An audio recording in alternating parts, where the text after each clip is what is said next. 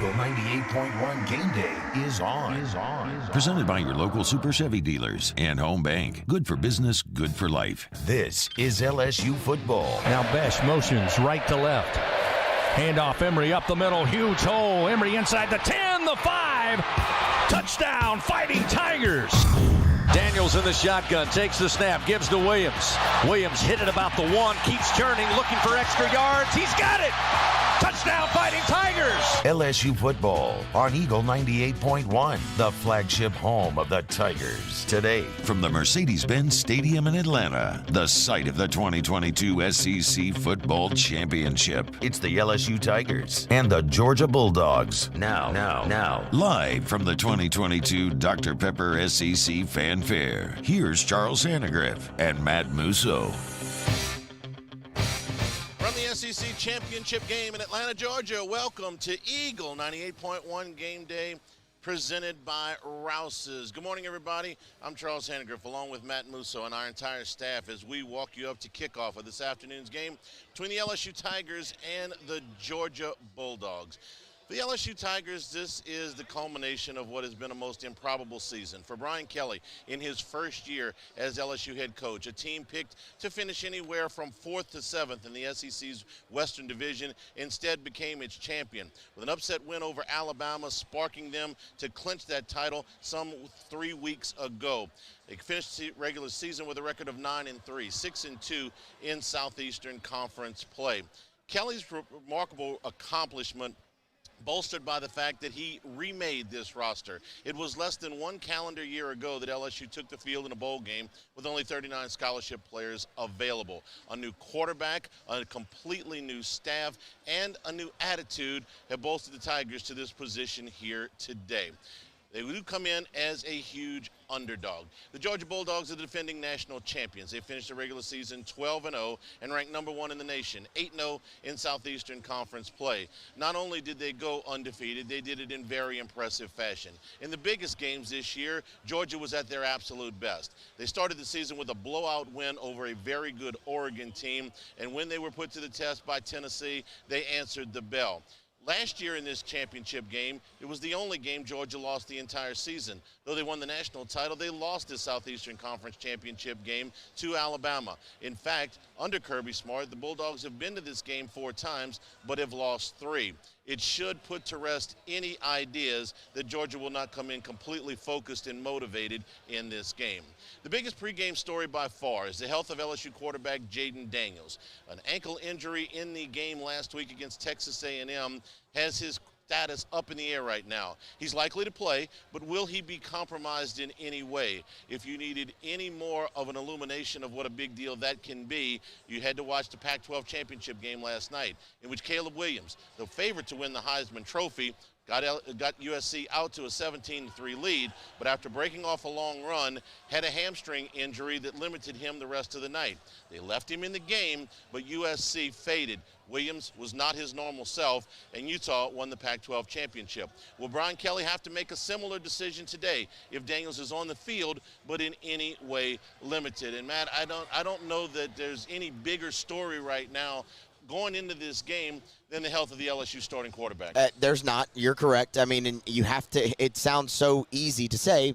He has to play well for LSU to win, right? LSU has to do what no one's been able to do, and that's score a lot of points on a Georgia defense. I think, Hanny, if they play this game in the 20s, that plays right into the hand of the Georgia Bulldogs, and a limited Jayden Daniels probably leads to that.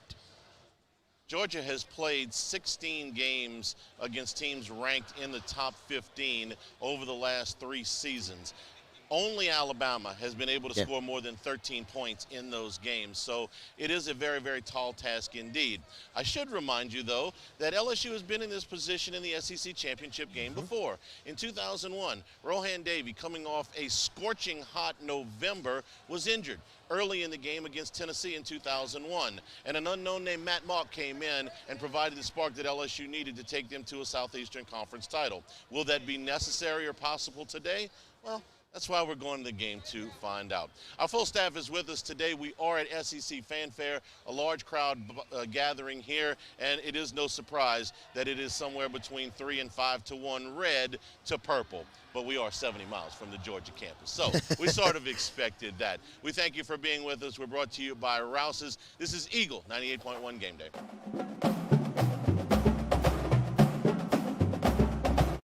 Hi, I'm Brandon Landry, founder and CEO of Walker. Hi, my name is Dr. Craig Green. This is Ryan Terrio with HUDCORoofing.com. Hey, it's Matt Moscona. No matter how big your commercial roofing job, HUDCO can help. My patients come to me because they trust that I can get the job done at a high level. Ryan Terrio and Richard Tilley have the same level of trust when it comes to roofing. If you have a roofing issue, call HUDCO Roofing. Give us a call, 364-1007, and we'll come to your house and give you a free inspection. I've been doing business with Luba for 25 years. They're dependable, trustworthy. It's just the attention to detail with our clients. Our folks have years and years of experience. They're highly trained professionals, but many companies have that asset. What I'd like to think makes Luba a bit different is that we use those talents in a way that truly is dedicated to serving the needs of the folks who depend on us. Gulf Coast Office Products is a nationally recognized Savin office equipment dealer based right here in Louisiana. Over 100 employees strong, Gulf Coast has the boots on the ground to support all vertical markets from education, engineering, legal, and finance. With the latest in office technology from desktop to production segment units, Gulf Coast and Savin have the perfect fit for you. Call 225-756-2644. That's 756-2644 for Gulf Coast Office Products. Oh, hey, what's up? It's Big V and Bubba, 100.7 The Tiger Morning Show. We'd love for you to join us every weekday, 4 a.m. till 9 a.m. Yeah, everything you want in a show. Country music. We got laughs. We got celebrity in-studio guests. We just need you. Join us every weekday morning, 4 a.m. to 9 a.m., right where it all started. That's right. Louisiana's country station, 100.7 The Tiger. ServiceMaster Elite create clean, disinfected work environments. As a local business, we take pride in serving the New Orleans and Baton Rouge areas. Our cleaning protocols follow CDC and OSHA standards for healthcare settings, offices, senior living, restaurants, and industrial plants. Contact ServiceMaster Elite to get your operation ready for reopening with germ disinfection cleaning. ServiceMaster Elite, the trusted choice in professional cleaning since 1996. It's no secret, the best oysters in Baton Rouge are at Jolie Pearl Oyster Bar. Enjoy mouth-watering South Louisiana flavor and oysters from all over the country. And don't forget our nightly drink specials.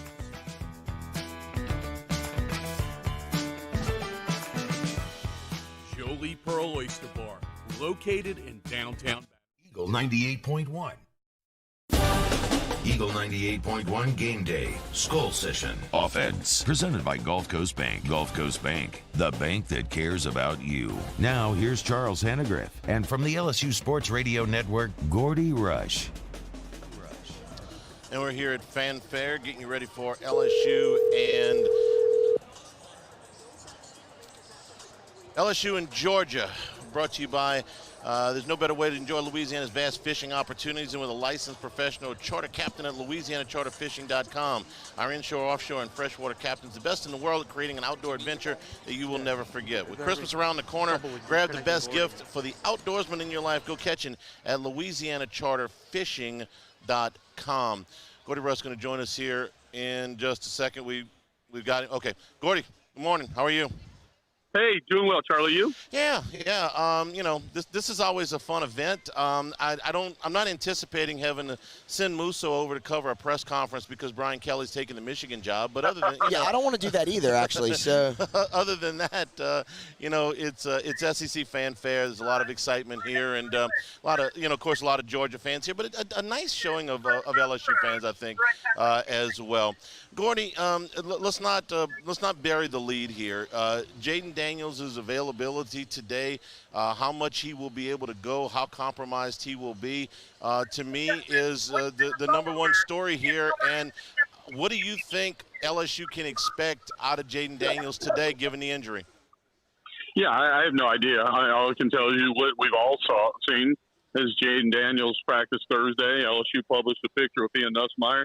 And the ankle, he still had tape on top of the ankle, right? And that's not ideally where you want to be on Thursday. So we won't know the pregame warm-up, just, how much Jaden Daniels you got. Yeah, and even at that point, Gordy, I got to think that Brian Kelly and Matt Denbrock are, making contingency plans if something happens in the game. And so what do you think the game plan will look like? Will it be some type of attempt to maybe protect him a little bit, change up some of their protections, have a package in there with Nussmeier just in case? I know you got to prepare your backup quarterback every week, but there's some what-ifs in play here. Yeah, there are plenty of what-ifs, and it's all speculation. I didn't go to practice this week, for that reason, right? Yeah, I think that, first off, Daniels is not a pocket quarterback, right? We've seen it, and that's been, been the challenge this year, is getting him a rhythm, getting him comfortable, and too many times we'll see him stay in the pocket and pass the ball a little too long and what have you. So, for me, absolutely, I think you're going to go with Daniels and run the offense that he runs and see what he can do. And obviously you're going to probably stay out of as many designated quarterback runs based off of his ankle, or you alter it for that. But I think if it comes to the back and to the point that he's that limited, then you got to think you take a look at Nussmeier, because the thing about Nussmeier, the ball's going to come out. It's not going to be tentative. He won't be tentative. He's going to cut that thing loose. He's on the other side. He's fearless when he's back there. Yeah, I believe if Nussmeier does play today, and I believe me, if anybody's just tuning in, I'm not trying to break any news here. No.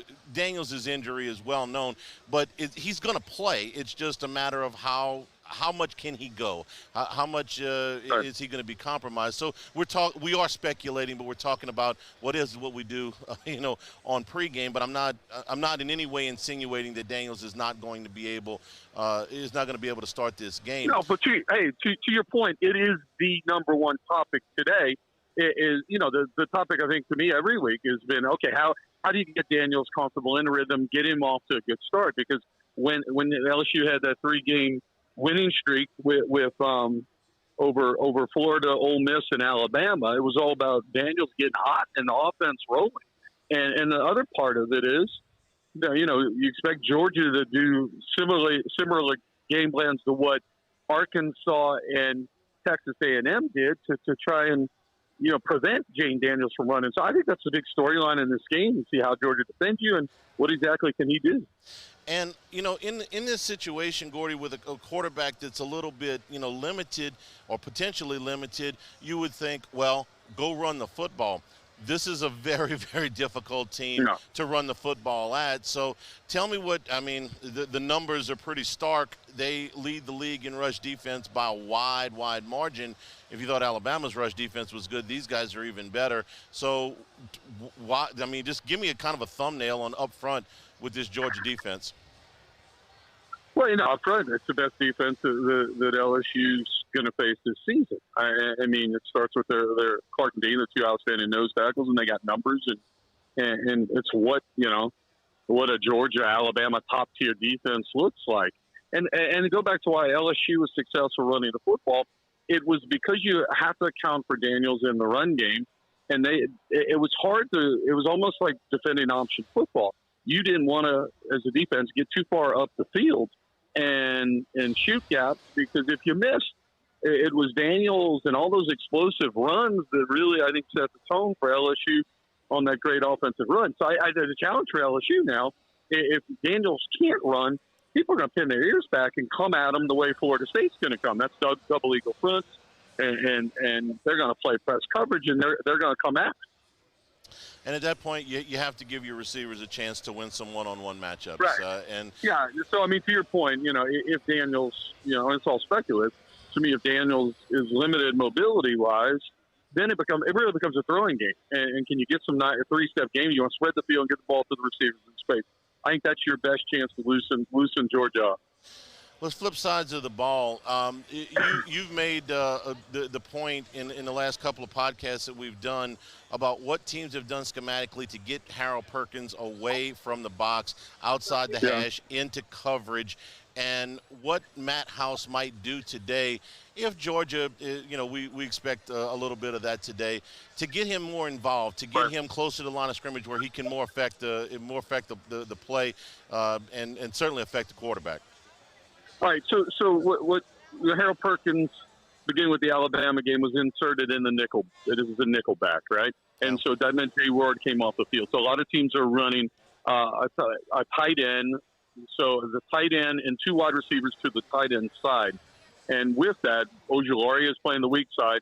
And then Perkins is got to go in the coverage over that slot receiver on the tight end side. And against Texas A&M especially, he ran a couple of times out there. And the problem with that is he's not a DB. And so he can't play man. And he's really not great in zone coverage because he hasn't, have to play that. He's just been a downhill type of linebacker. So they wind up subbing him off a lot of the first half and putting Sage Ryan on the field to at least give him something better to do. So, you're asking me what they're going to do differently. I think you got to put Perkins in somebody else's position, right? If you just go back there at the nickel, if I'm Kirby Smart and Todd Monken's outstanding offensive coordinator, I'm going to go put him in coverage and let him be a DB and get him out of the tackle box and then run the football. Either run the football or throw if he's having to defend. A&M ran slants in front of him. They ran curls behind him. He's not a DB. Gordy, LSU is going to have to do something that they haven't really been challenged with so far this season, and that's defend tight ends.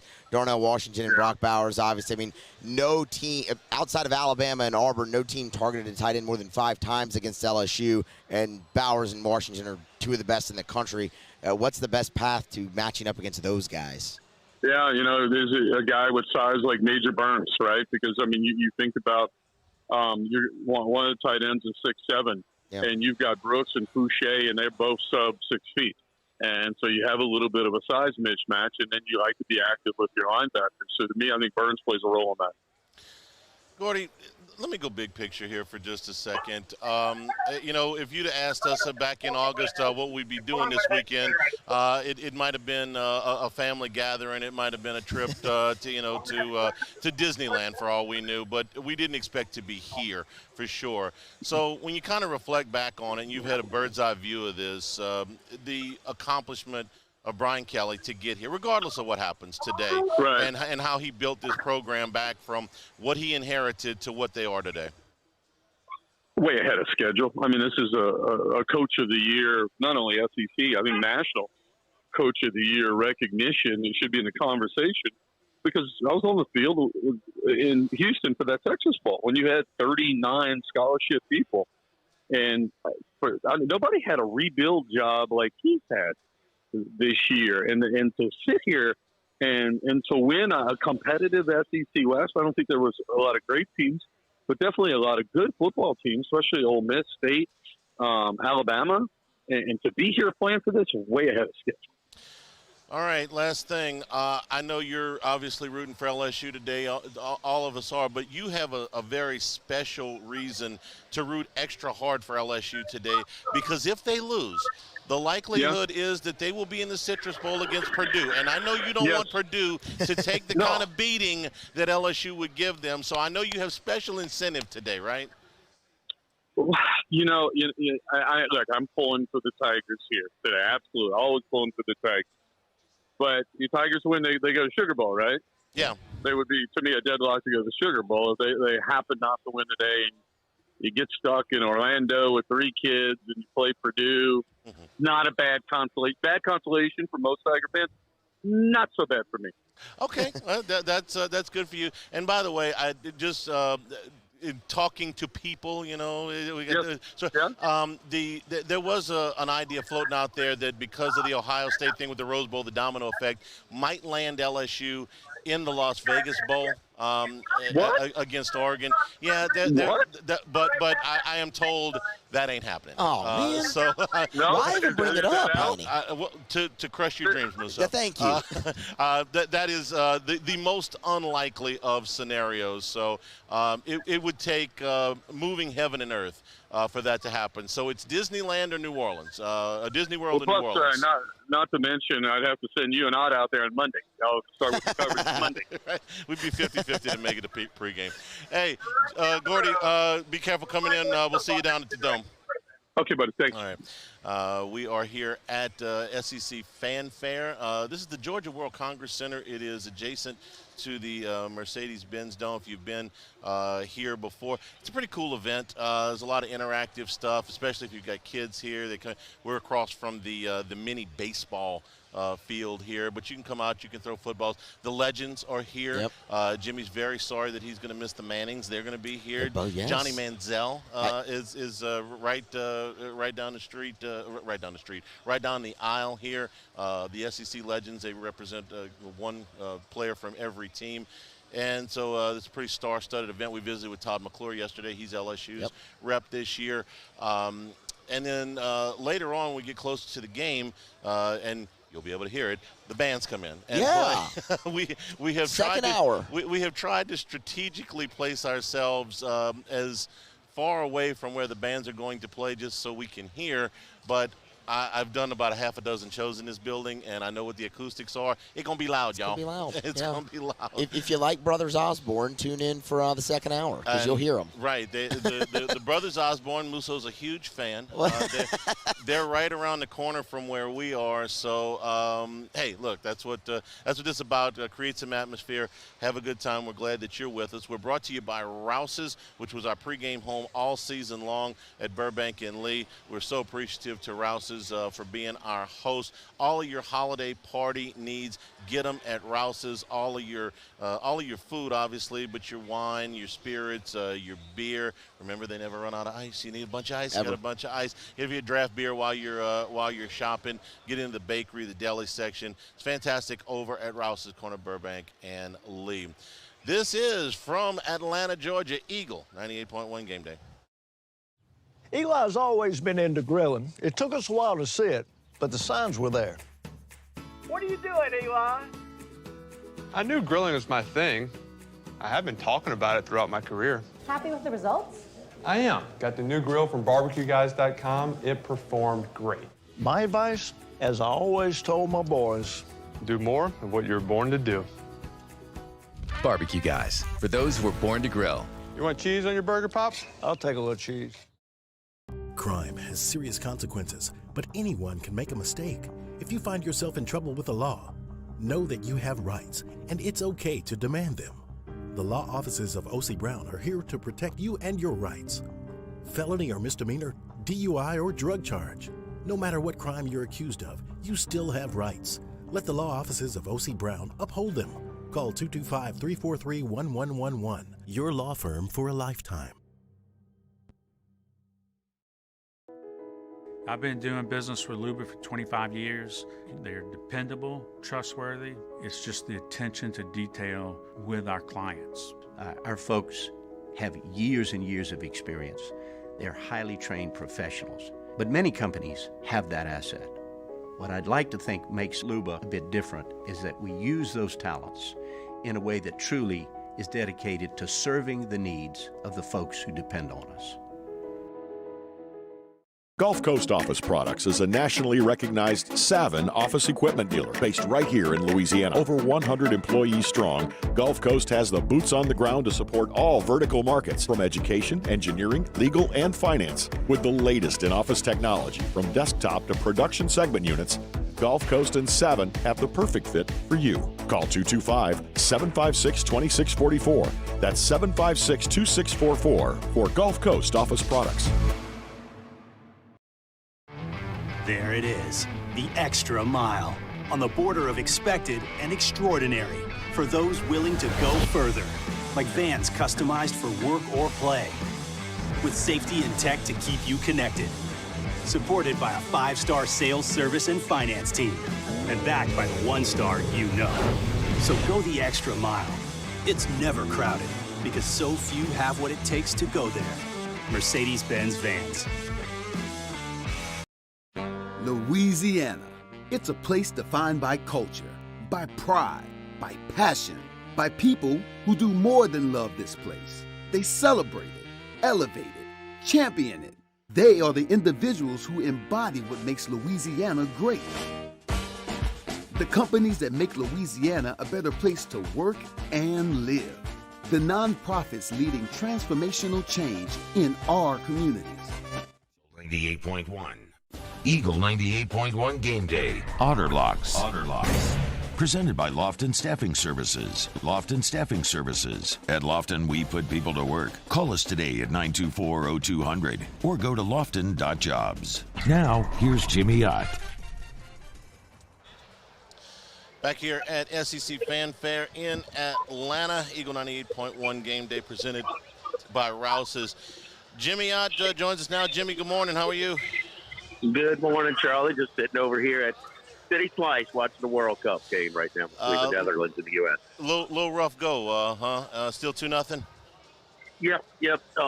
Netherlands hit a goal 10 minutes in and then won in extra time in the first half. And 2-0 is, well, it's about 40-0 in football. So, I mean, it'll be a tough go. Yeah.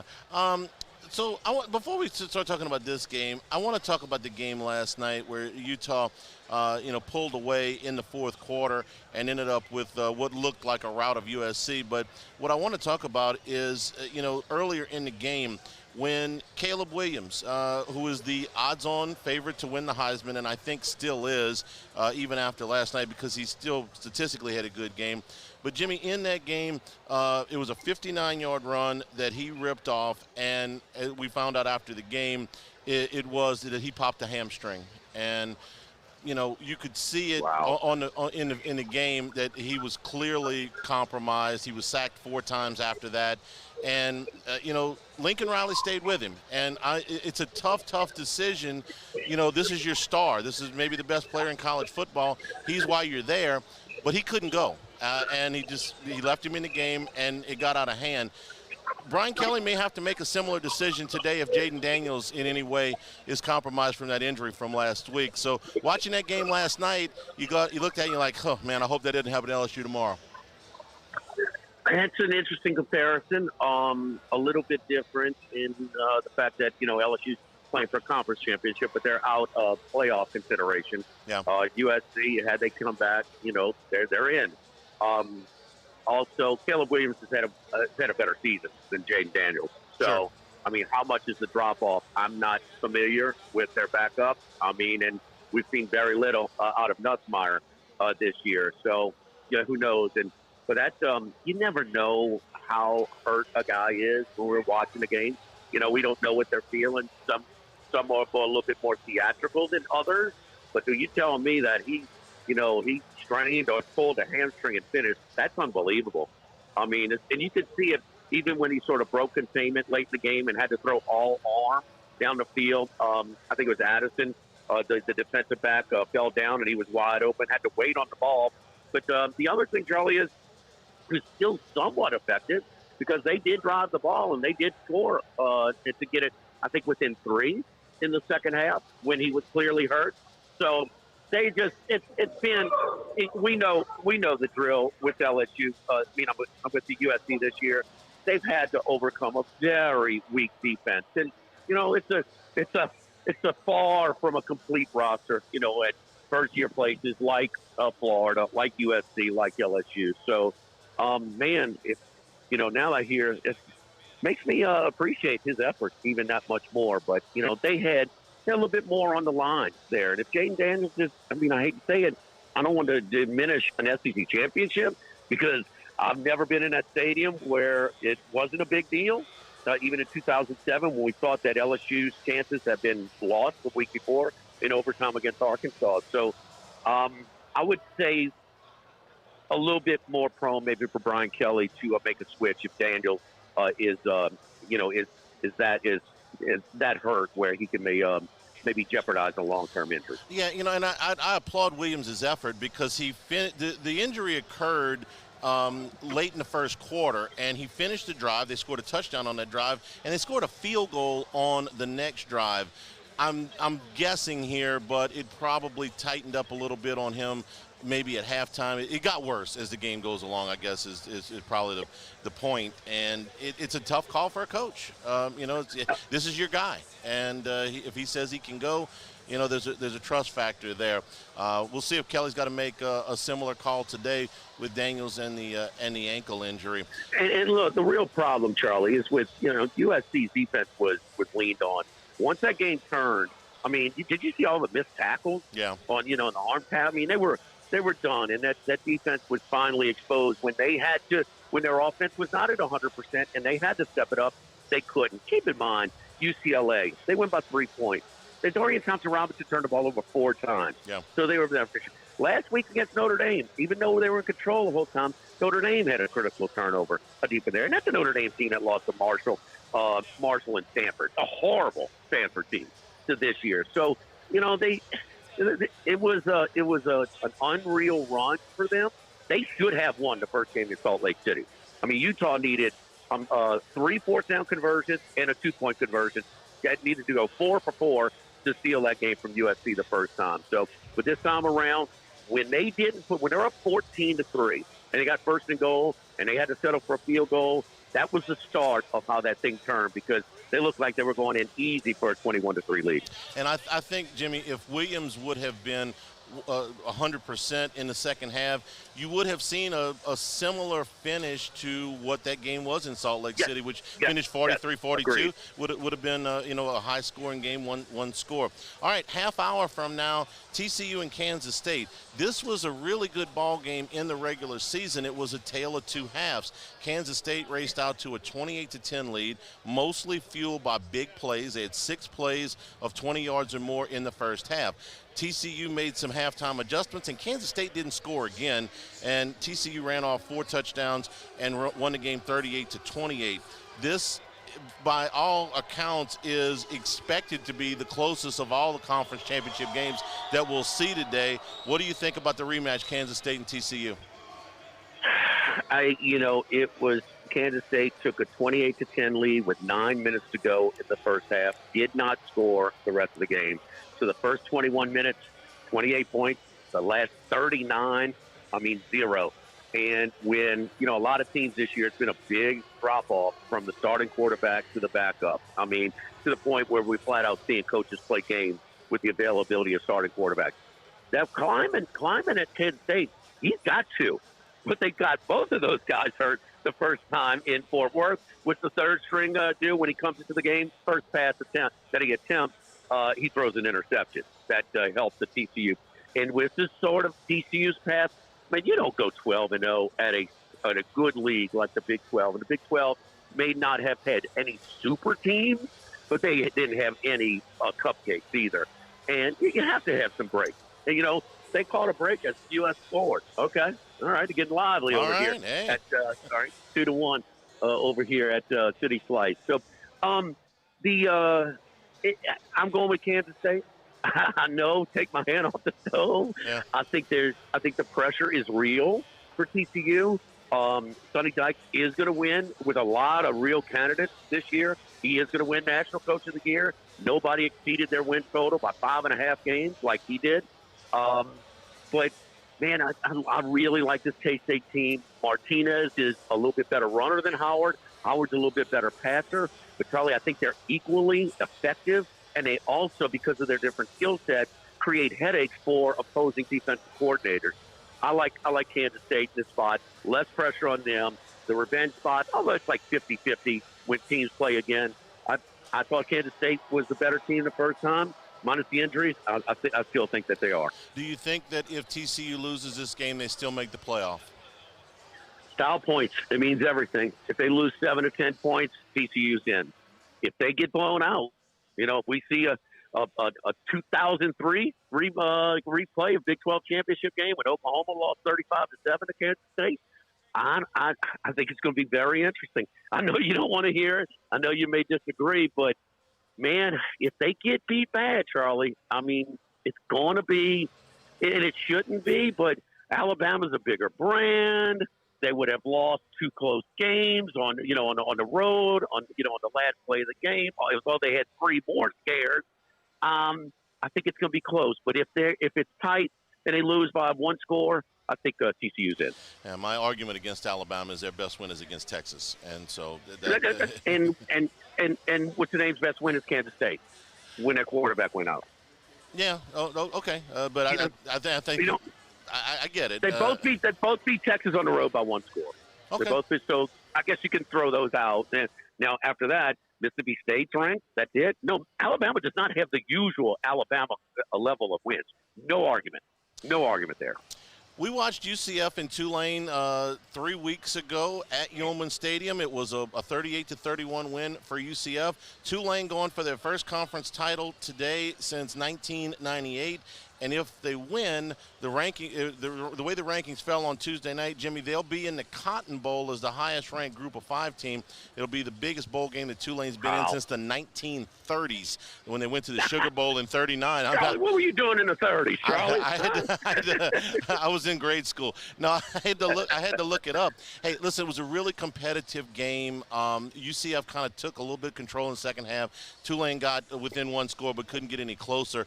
The Wave, though, is a 4-point favorite today. The game is once again at Yeoman Stadium. I've been fortunate. I've been on the right side of Tulane back and forth pretty much the whole year. And I had Central Florida in this first game. I had to win my win total in Central Florida over 8.5 in the last minute after they were up 28-0 last week against South Florida. Hey, man, Tulane wins big because my contact down, in uptown New Orleans tell me he had the offer to Georgia Tech. The offer was on the table. They wanted him to accept it then. He wanted to coach his team in this championship game. And so now Tulane looks like they're going to be able to hold on to Willie Fritz. I mean, what a good week for them. I just think that this line is too high. I think it should be a straight-up pick 'em. I like Tulane if it was a pick. But you got to give me more than a field goal against a really good Central Florida team that's got some explosive elements, that also has 2 options at quarterback. Plumlee's a little nicked up, but he'll play some. But the backup is a better passer than Plumlee. And, Malzahn is he's got a good roster. And I think they're just a little bit better than Tulane. And I think it's going to be very, very close. Any type of point, 3.5, I got to take with Central Florida. Yeah, the thing that concerns me about Central Florida is what they've done since that game. They were a big, big favorite and got upset by Navy at home. And then they beat South Florida last week, but they gave up 400 and I think it was a little over 450 yards to South Florida. That's a 1-11 South Florida team. They're absolutely awful, and they played Central Florida a touchdown. Since that game, Tulane absolutely mauled, I would say, a pretty decent SMU team. Yeah. Not bad. And then, they won again last week at Cincinnati with everything on the line on the road. So I'm with you on that first game. What's happened in the 2 weeks since then greatly favors the Wave. I think this line's probably a touch higher than I'd like it. I'm going with Tulane, though. I think they win this game by a touchdown, but big. I'm with you. Big week for the Green Wave. Big, as good a week as they have had since that magical '98 season with Sean King back in back in the American. The American is that power six. They are the best of the Group of 5. But this is it. All the big boys are going to the Big 12. Including Central Florida, Cincinnati, Houston. And, I just think that Central Florida's had they no doubt, very nice wins on the road at Memphis, at Tulane. They come back and lose to Navy, on that early start. And then, the South Florida, only thing I'll say about this one, Charlie, it's not as built up as a lot of them. But you watch them games every year, those guys are trying to knock each other's heads off, man. It is a true rivalry game. With those two schools only an hour apart.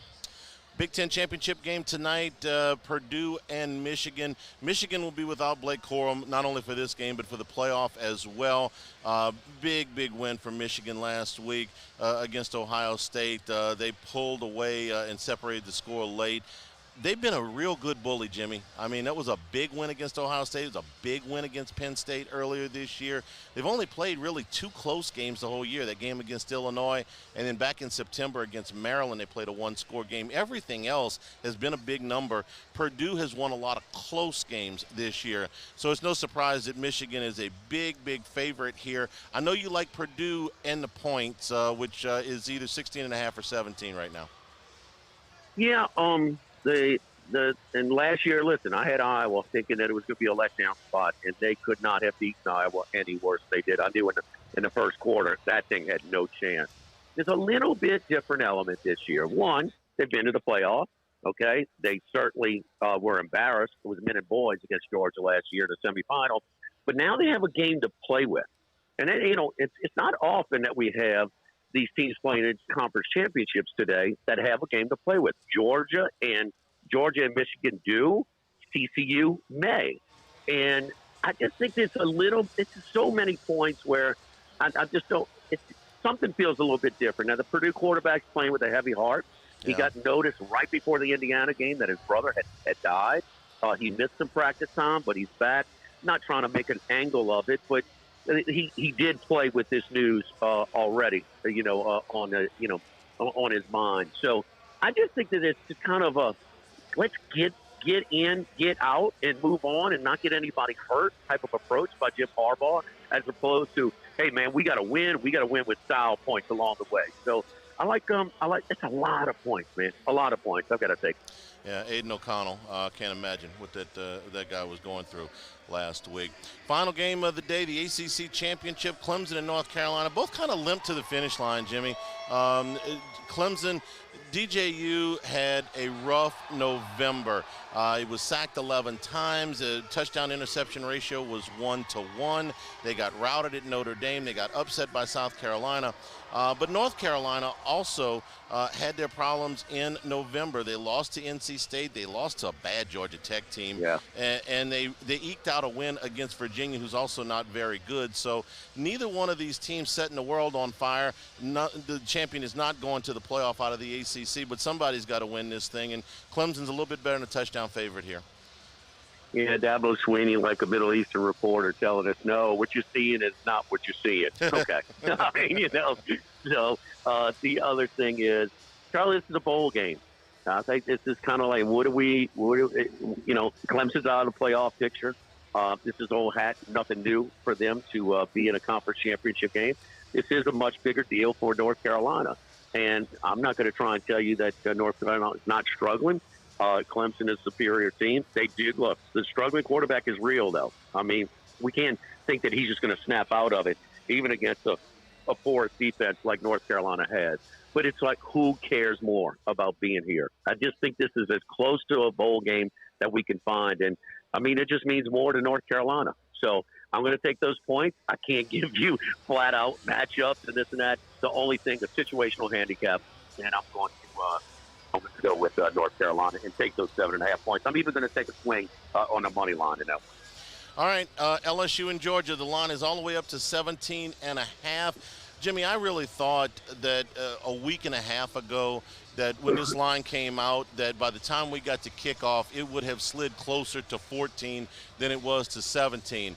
Two things happened. Number one, LSU looked awful and got beat at a bad Texas A&M team. And then, of course, the Daniels injury that we talked about earlier in the segment. So with this number up even higher than the Big Ten championship game number, what's the play here? If Daniels was 100%, and which he's not, I mean, I love the points in LSU. Georgia in a spot where they and look, they want to win a conference championship. That's something they did not win last year. So Kirby, that's just one line of motivation. But still, they have a game to play with, and they have their eyes on the playoff once again. Are overwhelming favorites. You got to lay juice. I mean, you're not even getting even money on Georgia to win the national title right now. So, but if you're telling me he's going to be limited, that's just, I mean, I might play it, but at a very small level, much less aggressively, and as opposed to if he was 100%. So that's everything to me, Charles. I loved LSU actually more after they lost in this spot, getting a little bit better number.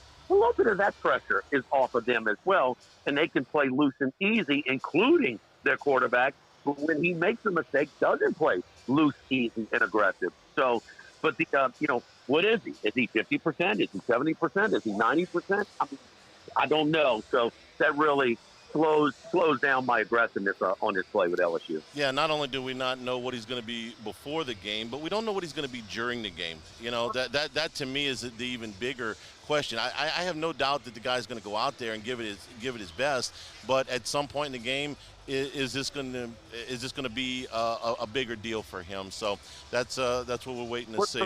Back to the original your point when we started this. I mean, Caleb Williams, that's a different game if he's 100%. Sure. They would have matched Utah score for score in the second half if he was 100%.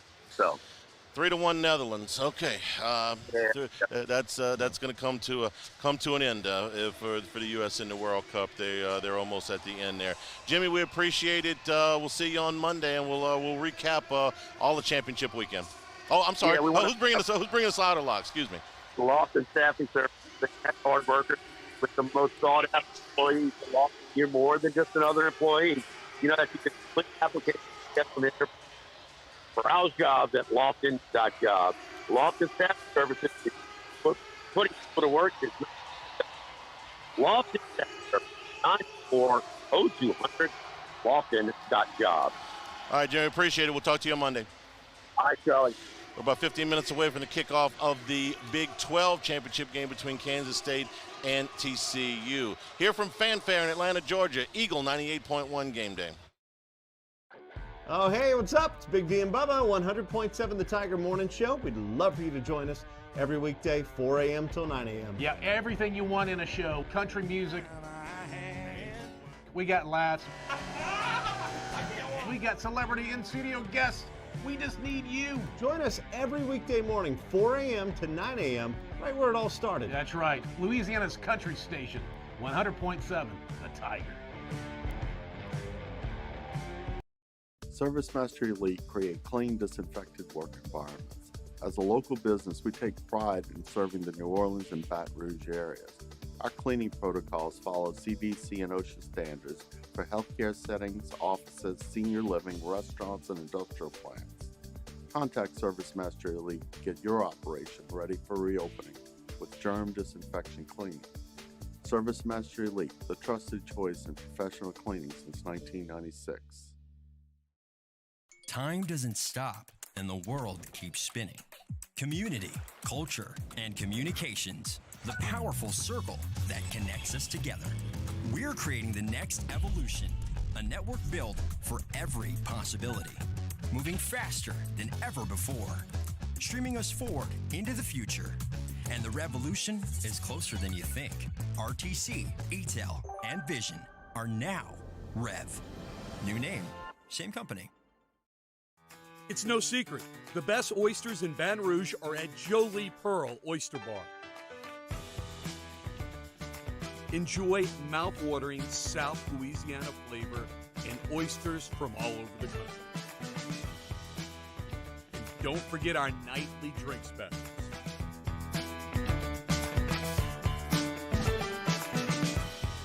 Jolie Pearl Oyster Bar, located in downtown Baton Rouge. Eli's always been into grilling. It took us a while to see it, but the signs were there. What are you doing, Eli? I knew grilling was my thing. I have been talking about it throughout my career. Happy with the results? I am. Got the new grill from barbecueguys.com. It performed great. My advice, as I always told my boys, do more of what you're born to do. Barbecue Guys, for those who were born to grill. You want cheese on your burger, Pops? I'll take a little cheese. Crime has serious consequences, but anyone can make a mistake. If you find yourself in trouble with the law, know that you have rights, and it's okay to demand them. The law offices of O.C. Brown are here to protect you and your rights. Felony or misdemeanor, DUI or drug charge. No matter what crime you're accused of, you still have rights. Let the law offices of O.C. Brown uphold them. Call 225-343-1111. Your law firm for a lifetime. 98.1.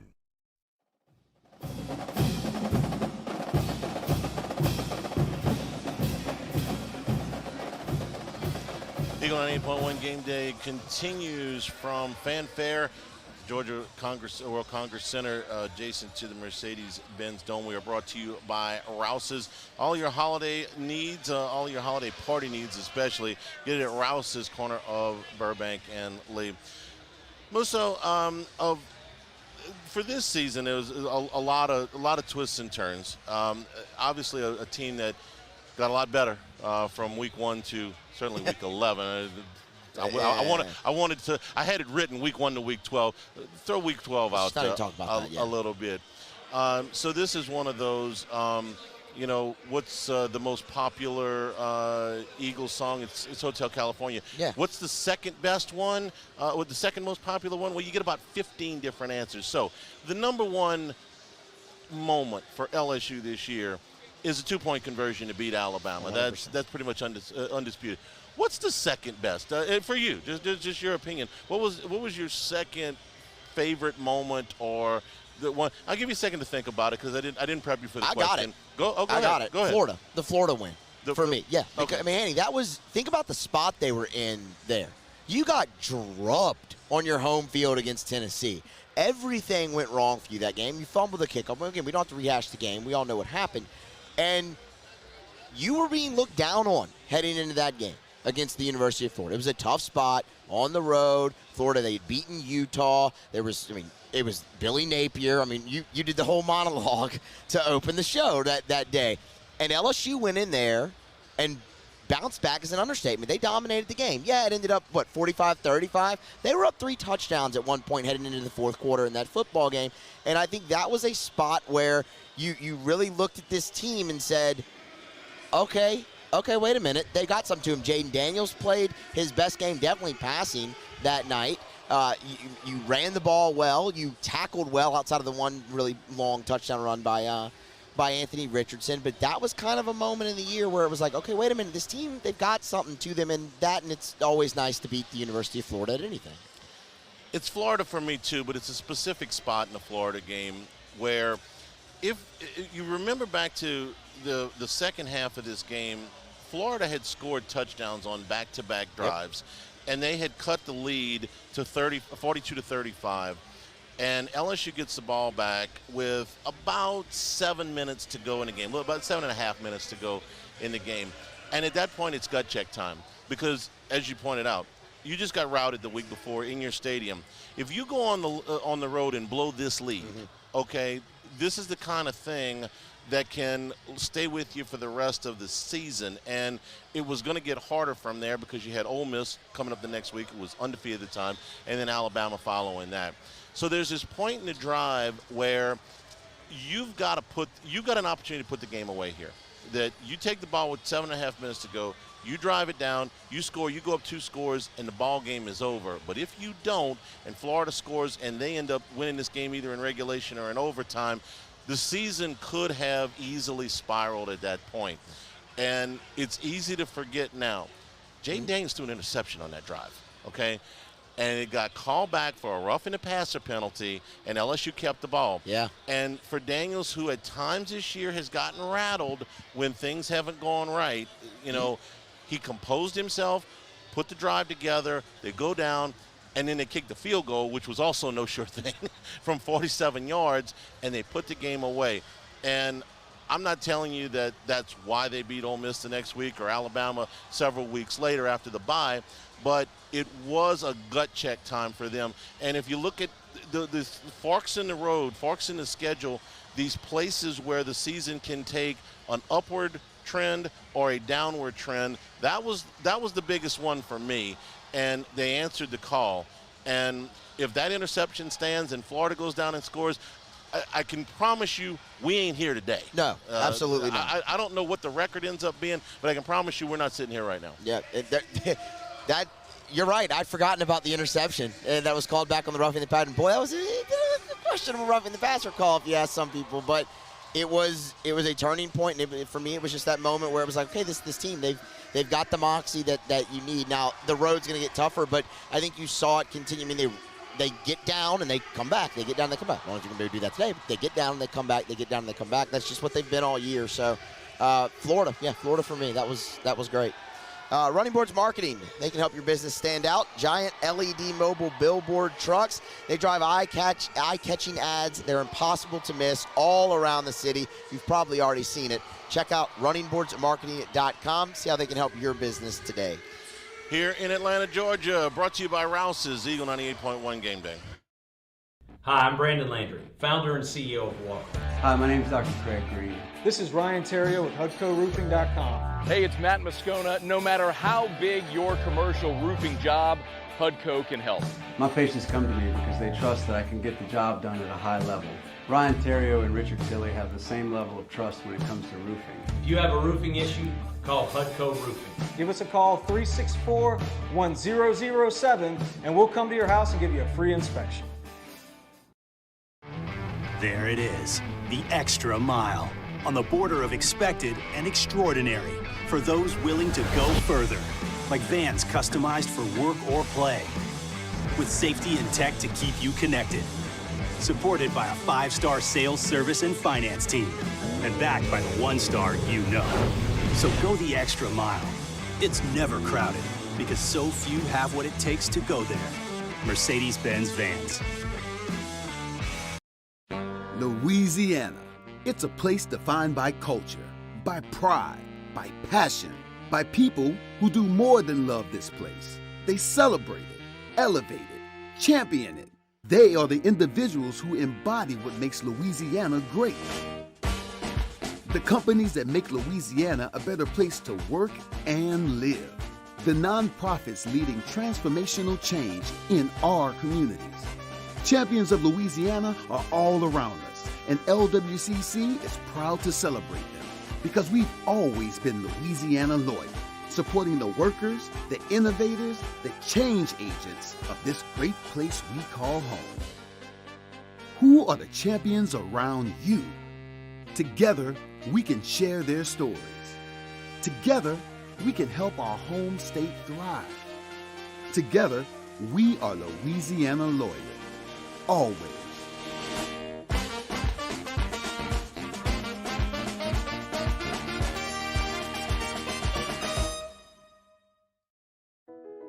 I've been doing business with Luba for 25 years. They're dependable, trustworthy. It's just the attention to detail with our clients. Our folks have years and years of experience. They're highly trained professionals, but many companies have that asset. What I'd like to think makes Luba a bit different is that we use those talents in a way that truly is dedicated to serving the needs of the folks who depend on us. Oh, hey, what's up? It's Big D and Bubba, 100.7 The Tiger Morning Show. We'd love for you to join us every weekday, 4 a.m. till 9 a.m. Yeah, everything you want in a show. Country music. We got laughs. We got celebrity in-studio guests. We just need you. Join us every weekday morning. Eagle 98.1. The First South Farm Credit College Football Scoreboard. First South Farm Credit. Financing farms and land since 1916. Well, it is championship Saturday here in college football. The first game kicking off here in just a few minutes. The Big 12 in AT&T Stadium in Arlington. Number 10 Kansas State, number 3 TCU. These teams played back in the regular season. Kansas State went out to a 28-10 lead. TCU came back to win it 38-28. Max Duggan, if you haven't seen TCU this year, Max Duggan is having an unbelievable year, the quarterback for the Horned Frogs. He is right now, Musso, the second choice to win the Heisman. Caleb Williams had big numbers last night. Despite the injury, he threw for 365 yards. He is still the favorite, not quite as big as he was 24 hours ago. I still think Caleb Williams wins the Heisman, but I think Duggan's going to go to New York, and if he threw for 450 yards and 5 touchdowns today, might get interesting in the Heisman race. So something else to keep your eye on today. Kansas State has got to be itching to play that football game as well. I mean, you just mentioned it, the 28-10. You lose 2 quarterbacks in the game, not 1 but 2. You're down to your 3rd string. They had the best Well, I say that. A lot of teams have been up on TCU, and TCU's come back. But if Kansas State had the best chance of anyone to beat them earlier this year, and they let it slip away. More than Baylor? Well, okay, Baylor. I forget about the field goal running on. Yeah. Okay, Baylor. But Baylor. A lot of those things, where, look, one more play. Yes. They've been making one more play all year. I shouldn't have went there because it is so many teams have been right there against TCU, and they've come back. They're about to kick that one off at Jerry World. MAC championship game, Toledo and Ohio. Toledo is, despite the fact that, and listen, I'm not going to tell you I know a whole bunch about these teams.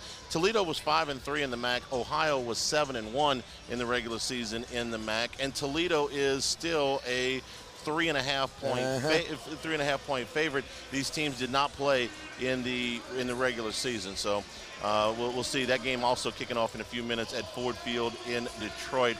Sun Belt Championship, Coastal Carolina kind of limping to the finish line. They will play Troy today. Troy 7-1 in the regular season in the Sun Belt. Coastal Carolina 6-2. They will once again be without Grayson McCall, their starting quarterback. Last week, Coastal got routed at James Madison. They got beat 47-7. They'll look at Troy here today. Troy, as I told you, is a 7-point favorite in that one. These teams did not play in the regular season in the Sun Belt. The American Championship will be at Yulman Stadium in New Orleans. Number 22 UCF, number 18 Tulane. Tulane's a 4-point favorite here. Central Florida won the regular season matchup 3 weeks ago, 38-31. That game was also in New Orleans. Since then, teams have been on different trajectories. Tulane has had two very impressive wins, a big win against SMU and a win against Cincinnati that put them in this game. That was on the road. For UCF, it's been a struggle. They lost as a big favorite against Navy straight up, 17-14, and that was at home. And then they struggled with a 1-11 South Florida team last week. They won that one 46-39. Big Ten championship game tonight from Lucas Oil in Indianapolis. Michigan, the second-ranked team in the nation, takes on Purdue. Purdue was 6-3 in the Big Ten. Michigan undefeated, 12-0 on the year. They are a 16.5-point favorite. No Blake Corum in this game. He tried to go against Ohio State. He had 2 carries and said he had to opt. He had to go to the sideline. He's got to have surgery, so he will not be available for the playoff. Michigan is in the consensus is that Michigan is in the playoff, win or lose today here at Lucas Oil. Yeah, and I mean they shouldn't have much problem with Purdue. I wouldn't think. I mean, Michigan, they are more physical than Purdue, to say the least, and that defense is real, man. I mean, what they did to Ohio State defensively, Michigan was weird this year, right, Andy? Because we talked a lot about their schedule. They didn't play anybody, but each time they ran up against an opponent we thought could give them trouble, Penn State, no. Ohio State, no. So they're for real. You're saying bad things about Purdue? Do you want to work on the holidays? Well, do you want your vacation? We already work on holidays. Good point. ACC championship game tonight. This is in Charlotte, Bank of America Stadium. Number 9 Clemson, number 23 North Carolina. Clemson a 7.5-point favorite in this one. As recently as 4 weeks ago, Clemson was in pretty good shape to make the college football playoff. That went by the wayside. The loss at Notre Dame effectively knocked them out given the rest of their schedule. The loss against South Carolina was a complete surprise. Spencer Rattler, who had the monster game against Tennessee, I said there's no way he can go in and duplicate that performance at Clemson, but despite throwing 2 interceptions, he had a monster game there. And for DJ Uiagalelei, it's been a struggle in November. 5 touchdowns but 5 interceptions. He's been sacked 11 times. The Clemson offense has really kind of taken a step backwards in the month of November. Yeah, DJ Uiagalelei is just it's not there. I mean, he's a good player. It's not there. But man, the defense for Clemson too, Hanny. It is. They miss Brent Venables a little bit there because they have a lot of guys back from a really good unit last year, and I'm surprised how well teams have been able to run the football on Clemson. I think you see a lot of points scored in this because North Carolina, we know they can't stop anybody. Brent Venables may miss Clemson too. Yeah, I think he does a little bit. Yes. Wasn't the best year there. North Carolina back-to-back losses to Georgia Tech and NC State. NC State's okay. Not nearly as good since they lost starting quarterback. Devin Leary. But Georgia Tech's not good. No. They did play with a little bit of enthusiasm after the coaching change was made, and Brent Key did a very nice job rallying them. But that's not a good roster. That's not a team they should not have beaten North Carolina. No. But they did. And lest we forget, there's another game today. Because who's not waiting on Valparaiso and New Mexico State? Not really sure why this game is scheduled for today, and I'm not going to research it because I don't care that much. But Valparaiso and New Mexico State are playing at 2 o'clock in Las Cruces. Aggies are a 31.5-point favorite there, and no television, so sorry. Oh, wow. About that. But that is your college football scoreboard. We are brought to you by Louisiana Charter Fishing, LouisianaCharterFishing.com. Enjoy Louisiana's vast fishing opportunities with a licensed professional charter captain at LouisianaCharterFishing.com. Inshore, offshore, freshwater captains, the best in the world. They'll create an outdoor adventure that you'll never forget. Christmas is around the corner. Grab the best gift for the outdoorsman in your life. Go catching at LouisianaCharterFishing.com. From Atlanta, Georgia, brought to you by Rouse's. This is Eagle 98.1 Game Day. Get a free roof inspection by Garcia Roofing. GarciaDidMyRoof.com. WDGL and HD1 Baton Rouge. Hi, I'm Brandon Landry, founder and CEO of Walker. Hi, my name is Dr. Craig Green. This is Ryan Terrio with HUDCORoofing.com. Hey, it's Matt Moscona. No matter how big your commercial roofing job, HUDCO can help. My patients come to me because they trust that I can get the job done at a high level. Ryan Terrio and Richard Tilley have the same level of trust when it comes to roofing. If you have a roofing issue, call HUDCO Roofing. Give us a call, 364-1007, and we'll come to your house and give you a free inspection. There it is, the extra mile, on the border of expected and extraordinary, for those willing to go further, like vans customized for work or play, with safety and tech to keep you connected, supported by a 5-star sales, service, and finance team, and backed by the 1-star you know. So go the extra mile. It's never crowded, because so few have what it takes to go there. Mercedes-Benz Vans. ServiceMaster Elite create clean, disinfected work environments. As a local business, we take pride in serving the New Orleans and Baton Rouge areas. Our cleaning protocols follow CDC and OSHA standards for healthcare settings, offices, senior living, restaurants, and industrial plants. Contact ServiceMaster Elite to get your operation ready for reopening with germ disinfection cleaning. ServiceMaster Elite, the trusted choice in professional cleaning since 1996. It's no secret. The best oysters in Baton Rouge are at Jolie Pearl Oyster Bar. Enjoy mouth-watering South Louisiana flavor and oysters from all over the country. And don't forget our nightly drink specials.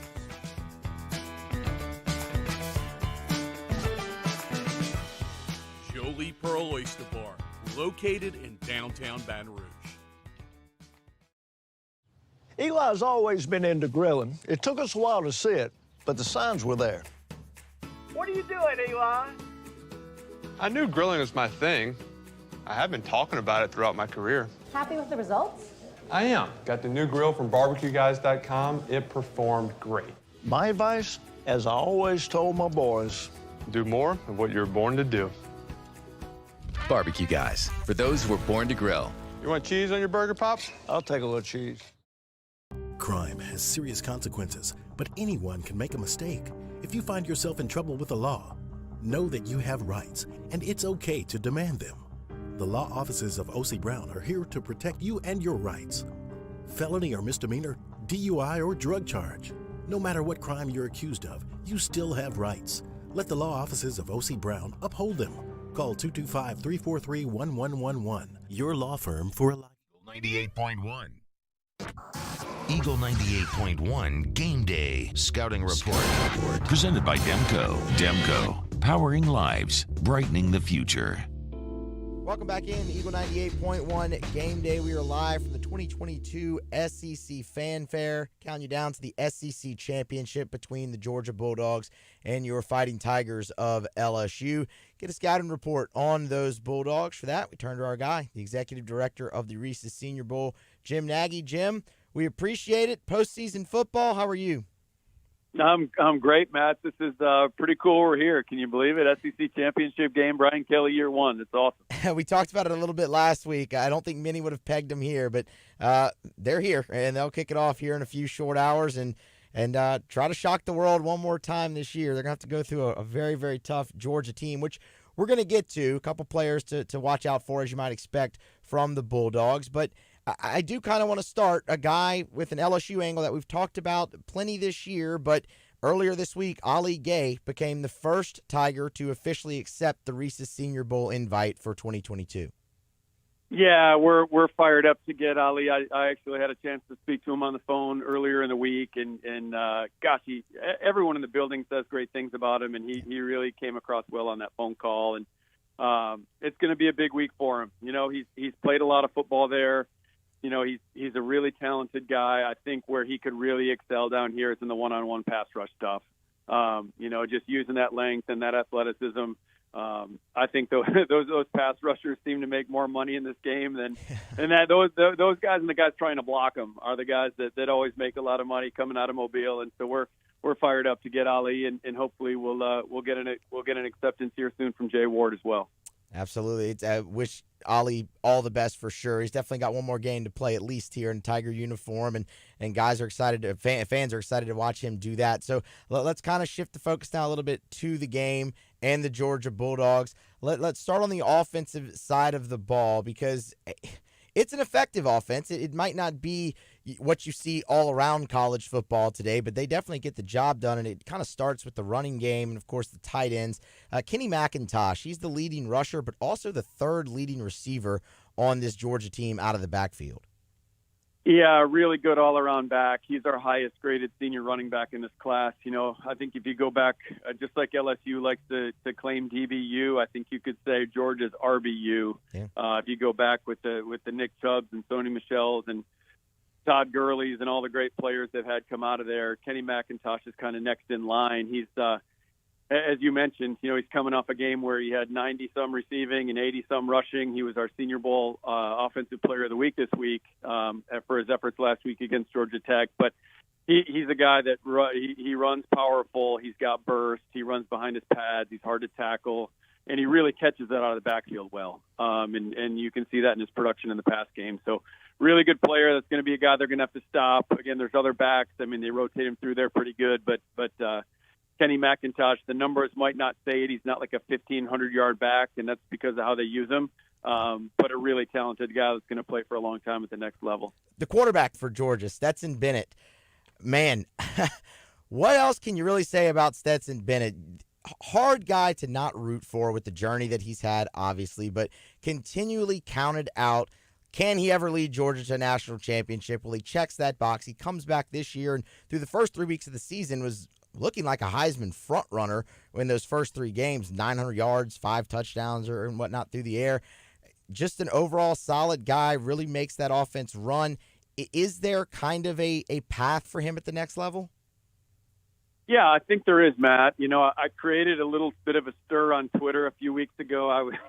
I don't think everyone understood what I was trying to say. My point of that post, going back to it, was from an NFL scout's perspective now. Like, if you always got to think about this. You turn into an attorney when you go into a draft room. You got to fight your battles and make a case for players. If you put a franchise quarterback type grade on Bryce Young from Alabama, and then you gave Stetson Bennett a free agent grade, that's too great of a disparity between the two players. Like, if you like Bryce Young that much, you at least got to put a late round grade, a 7th round grade on Stetson Bennett to acknowledge what he is, because really the knock on both players is size. You know, when you're up on both of those guys on a field, they don't really look like the traditional NFL quarterback. So if you're going to knock Bryce Young for size and Stetson Bennett for size, they're in the same league. They're doing a lot of the same stuff. Like you said, Stetson won a national championship. So, again, I think he's got a chance to be drafted. He's a really efficient player. He's going to run 4.5. The guy can really run. I mean, he runs really well for a quarterback. You don't get too many guys in any draft that are going to run in the 4.5 range, and Stetson will do that. So he's got some dual threat to him. I know LSU is going to have to account for his legs today, but that's kind of where Stetson's at. Like he'll get a chance, whether it's a priority free agent invite or if it's a late round pick. He will get a chance to prove himself at the next level. Jim, a guy like Stetson Bennett, it's always something I'm curious about when it comes to draft process or the scouting or Senior Bowl or Combine or any of those type things. I look at a guy like him, and you mentioned the speed, and he's obviously got talent. He can play in the SEC. How much do teams value the obvious chip that guy has on his shoulder, though? Like, how much is that factored in where he was a walk-on and has been doubted and has overcome everything and just no matter what he achieves, keeps fighting for more? Yeah, I mean, I just go back to the last team I worked for, the Seattle Seahawks. That was a huge component of what we looked for in players. We wanted guys that had been through adversity and shown the ability, proved the ability to work through it and work through challenges, because the NFL is a really hard league. It's hard to get there, and it's even harder to stay there. You're going to go through a lot of bumps in the road. So, no, I think teams will love that about Stetson's makeup, that he has kind of a different path, and he's had to weather a lot of storms and prove himself over and over again. So he's definitely a guy you don't bet against. I mean, I think he's proven you shouldn't do that. So certainly the NFL is going to look at that component of his makeup and really like it. Previewing the Georgia Bulldogs with Jim Nagy, the executive director of the Reese's Senior Bowl here on Eagle 98.1 at Game Day. Jim, let's flip sides of the ball. On the other side there, defensive back Chris Smith for the Georgia Bulldogs. This guy's played a lot of football, 53 games, 28 starts in that Bulldog secondary. Yeah, Chris is one of the most improved players we've had from last year to this year. We graded Chris for last year's Senior Bowl. He kind of fell below the line for an invite. He went back to school, and now he's way above the line for an invite. So he's one of the two Georgia guys that has an invite out. And not just has he taken his play to the next level, he looks like a better athlete on tape this year. In talking to their staff, it was a thing last year. He was fighting through a lot of injuries. Which sometimes as scouts you don't know when you're just watching the tape. So that's why you need to reach out to coaches and see if guys were healthy or what the story was. But Chris is healthy this year. He's moving around a lot better. He's more explosive in his movements. He's got some ball hawk knack to him. He's really, really smart. So he's one of those guys that puts himself in the right spot. He's played all over the place. Guys like him play a long time in the NFL. There's going to be, when he starts interviewing with DB coaches, just talking to that Georgia staff, he's going to blow them away with his football intelligence. So you got that component, and you got a guy that makes plays on tape and is really dependable in the back end. I would have a hard time seeing that guy get out of the third or fourth round. He's a really good football player. He will have the task of tying down some pretty talented LSU receivers this afternoon in Mercedes-Benz Stadium. That is your preview of the Georgia Bulldogs. Jim, we appreciate the time as always. Appreciate the time all year so far to this point as well, and we thank you as always. Yeah, thanks, Matt. Go Tigers. Go get one. Go Tigers. That is Jim Nagy, the executive director of the Reese's Senior Bowl. We will grab a break, come back with more here at the 2022 SEC Fanfare at the SEC Championship, LSU, Georgia, just hours away. This is Eagle 98.1 Game Day. Gulf Coast Office Products is a nationally recognized Savin office equipment dealer based right here in Louisiana. Over 100 employees strong, Gulf Coast has the boots on the ground to support all vertical markets, from education, engineering, legal, and finance. With the latest in office technology, from desktop to production segment units, Gulf Coast and Savin have the perfect fit for you. Call 225-756-2644. That's 756-2644 for Gulf Coast Office Products. Louisiana. It's a place defined by culture, by pride, by passion, by people who do more than love this place. They celebrate it, elevate it, champion it. They are the individuals who embody what makes Louisiana great. The companies that make Louisiana a better place to work and live. The nonprofits leading transformational change in our communities. Champions of Louisiana are all around us, and LWCC is proud to celebrate them because we've always been Louisiana loyal. supporting the workers, the innovators, the change agents of this great place we call home. Who are the champions around you? Together, we can share their stories. Together, we can help our home state thrive.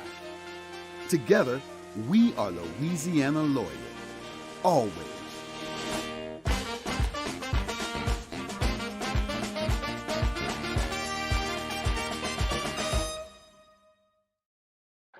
Oh, hey, what's up? It's Big D and Bubba, 100.7 The Tiger Morning Show. We'd love for you to join us every weekday, 4 a.m. till 9 a.m. Yeah, everything you want in a show. Country music. We got laughs. We got celebrity in-studio guests. We just need you. Join us every weekday morning, 4 a.m. to 9 a.m., right where it all started. That's right. Louisiana's country station, 100.7 The Tiger. There it is, the extra mile, on the border of expected and extraordinary, for those willing to go further, like vans customized for work or play, with safety and tech to keep you connected, supported by a 5-star sales, service, and finance team, and backed by the 1-star you know. So go the extra mile. It's never crowded, because so few have what it takes to go there. Mercedes-Benz Vans. Hi, I'm Brandon Landry, founder and CEO of Walker. Hi, my name is Dr. Craig Green. This is Ryan Terrio with HUDCORoofing.com. Hey, it's Matt Moscona. No matter how big your commercial roofing job, HUDCO can help. My patients come to me because they trust that I can get the job done at a high level. Ryan Terrio and Richard Tilley have the same level of trust when it comes to 98.1. Eagle 98.1 Game Day. Recruiting with Shea Dixon from On3 Sports. Presented by Shell. Shell is the rhythm of Louisiana. And we return here at SEC Fanfare, brought to you by Rouse's Eagle 98.1 Game Day. With us now, Shea Dixon from On3. Shea, good afternoon. Oh, good morning. Still, how are you? Doing well, avoiding the rain. So fortunately, this one's indoors. Well, the crowd that is matriculating in tells me that it's starting to slack a little bit and should be through here before too terribly much longer. So that's encouraging, I would say. Shea, we talked a little bit about this before the A&M game, but now it's the reality of the challenges that going to the SEC championship game presents for LSU in recruiting. The obvious one is it robs them of another weekend that they could host people on campus. So you tell me what kind of a pickle. It's a good pickle to be in. You want to be here, but what kind of challenges does this present for Brian Kelly and his staff? Yeah, I mean, you stole the words out of Brian Kelly's mouth. That's what he said. You don't want to not be here, but what it means is every team in college football right now that's not in a conference championship game spent the whole week, doing exit interviews with the team, players on the team before they're going into the portal or, whatever they might do or go pro or, any of that. But also then hitting the road to recruit, which they haven't done at all this season because Brian Kelly said he wanted them largely focused as a staff on just game week preparation. So leading up to signing day, Charlie, signing day is the 21st. So you imagine it's the 3rd right now. You've got 3 weekends and basically 3 weeks where you get out on the road, you host kids, you bring them in on the weekend for official visits. Now you're down to just a couple of those weekends. And they had, Nicholas Harbor, a 5-star, one of the top 10 players in the country, was supposed to be in Baton Rouge this weekend. Obviously, he had to reschedule that visit to January, so at least they got that one on the books. But it's essentially, if you don't recruit on the road during the season, and what that means is you're going out to high school games during the season or you're swinging by high schools, all of that. If you're not doing that then you're squeezing all of that into the month of December, and then whomever is left over in January to still recruit, you're doing it then. But take a week away, that just means you're kind of crunching all of it now into a pretty small window of about, 17, 18 days. And we'll see how Brian Kelly handles it. He said it too. We've never seen a college coach have to handle the portal window, which never existed before this year, with the early signing period, with guys leaving your team for whether it's going pro or the portal, and prepping for a bowl game, for the bowl game and a championship game. So they pay them a lot of money. They pay all those guys a lot of money. They can handle it, but it's not ideal. Look, everybody else is out there recruiting right now. Now you've got to play catch up. Shea, give me the top remaining undecided targets that are expected to sign in the early signing period.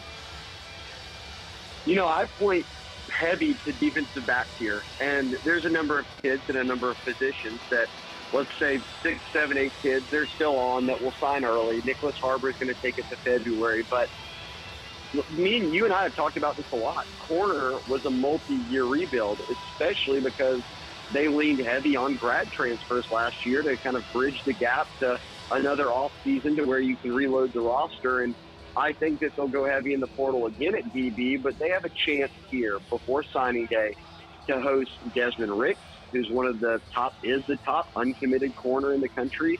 They've got a chance to host Isaac Smith out of Mississippi, who's the top-ranked safety uncommitted in the country. And then Javian Toviano remains uncommitted, and he's a top 50 top 100 level prospect who can play corner, play safety. It depends on who you ask. And if you ask me, I'd kind of buy into it. I think going into the month of December, LSU might lead for all 3 of those guys. So, they'll maybe sign a few different positions, tight end, defensive line. You can add some guys late here, but they have to come away with something at defensive back from the high school level. Shea, what number are you sitting on when and not just in the early signing period, but how many do you expect LSU to sign when the class is finished? So high school-wise, they're at 23 commitments right now. They lost a couple of guys. They were at 25. So that brings you down a little bit to where I don't think they'll hit 30 high school kids. I'd kind of circled 29, 30 at one point.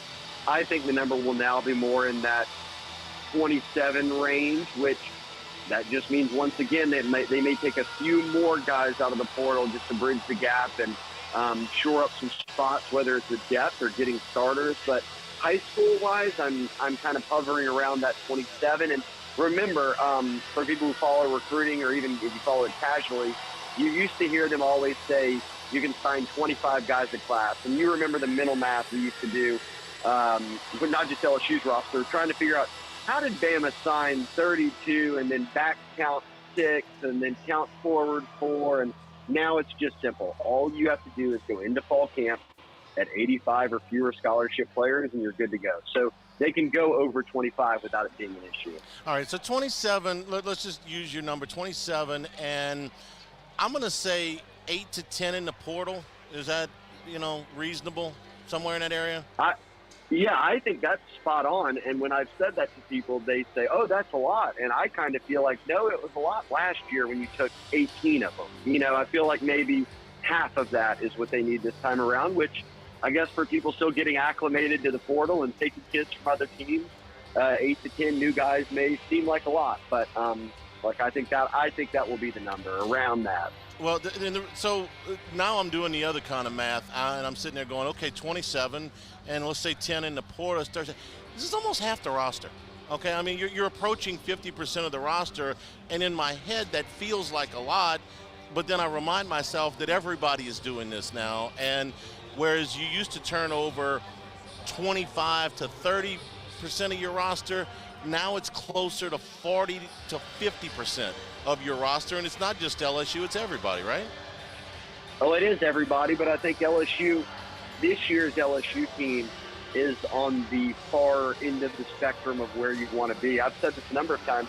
Georgia got gutted by the draft. Certainly on defense, they took no transfers. They don't have a single guy this offseason that they took, and they're 12-0 back in the SEC championship game. LSU, on the other end, I think they, depending on what Gregory Clayton, guys like that, took preferred walk-on spots. So I think that the number of transfers that were on scholarship is 16. 12 of those guys, well, I'll say this, 16 transfers. 12 guys who started that final game against A&M were either transfers or true freshmen. So that's 50% of the people you were putting onto the field were guys you just got onto the team this past offseason. So you don't always want to be kind of leaning that much on new blood coming in, but it was a must this year. And even if, Charlie, you mentioned it, I think you're right. I think you're turning over 30, 40% of your roster, sometimes maybe more. But I think the goal would be you're not leaning on that 30 to 40% to do it all for you like you had to do this year. Shea, what's their biggest target position in the transfer portal this offseason, do you think? I think it's corner. And I just feel like you lose all these grad transfers. You might get Devin Banks back. It sounds like Mekhi Garner has positioned himself to potentially enter the draft. And we don't know what LaTerrence Welsh, guys like that, can do. You know, we haven't seen them as true freshmen get out there. So I still think they need experienced help there. But I'll add, tight end is one. You get Mason Smith back, which is great. But if Jaquelin Roy's going pro, you really don't know. But beyond Mekhi Wingo and obviously Mason Smith, and then Guillory as a backup, you don't have a ton of depth at defensive tackle, and I think that's beginning to show right now. So interior of the defensive line, tight end, corner / DB, and honestly, guys, it'll be a best available approach, just like we saw them do this past offseason when they got a quarterback. They got a number of different positions where they kind of plugged one guy in and felt good about it. All right, Shea, before we let you go, what's your read on the game today? Oh, man, I think it will be a little bit like USA-Netherlands, right? Like where it's close and you got some hope, and then you realize when it all is said and done that, man, they're a little bit more talented than we were. But I do think they cover. You can't gamble in Georgia. I didn't realize that until I got here. So there's no fun in that. But, I do think it'll be a 10-point game. And I think it's one where Georgia, by the fourth quarter, may just kind of let up a little bit and kind of secure a double-digit win. But, hey, I was wrong on Bama. I've been wrong on a few other games, so I'm more than willing to take this L as well and be wrong on this one. I just hope you're wrong in that, LSU wins and not that Georgia blows them out. don't be wrong. Don't be wrong. Don't be wrong in that direction. On 3, for all your recruiting information, Shea and the guys do a great job of covering recruiting for LSU. Shea, enjoy the game, and we'll talk to you when we get back to Baton Rouge. Absolutely. Thanks, guys. All right, we are here at SEC Fanfare.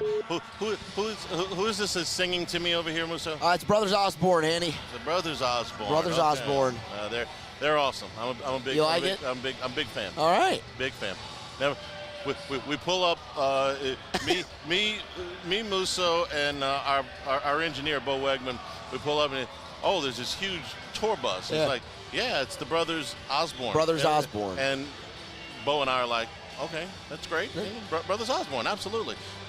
Couldn't pick them out of a lineup. But you're a big fan. And, I like them. They're good. Yeah, they got good songs, man. From what I hear here in my fantastic. A little bit of a different spin on country music, but it's good. That's okay. That's okay.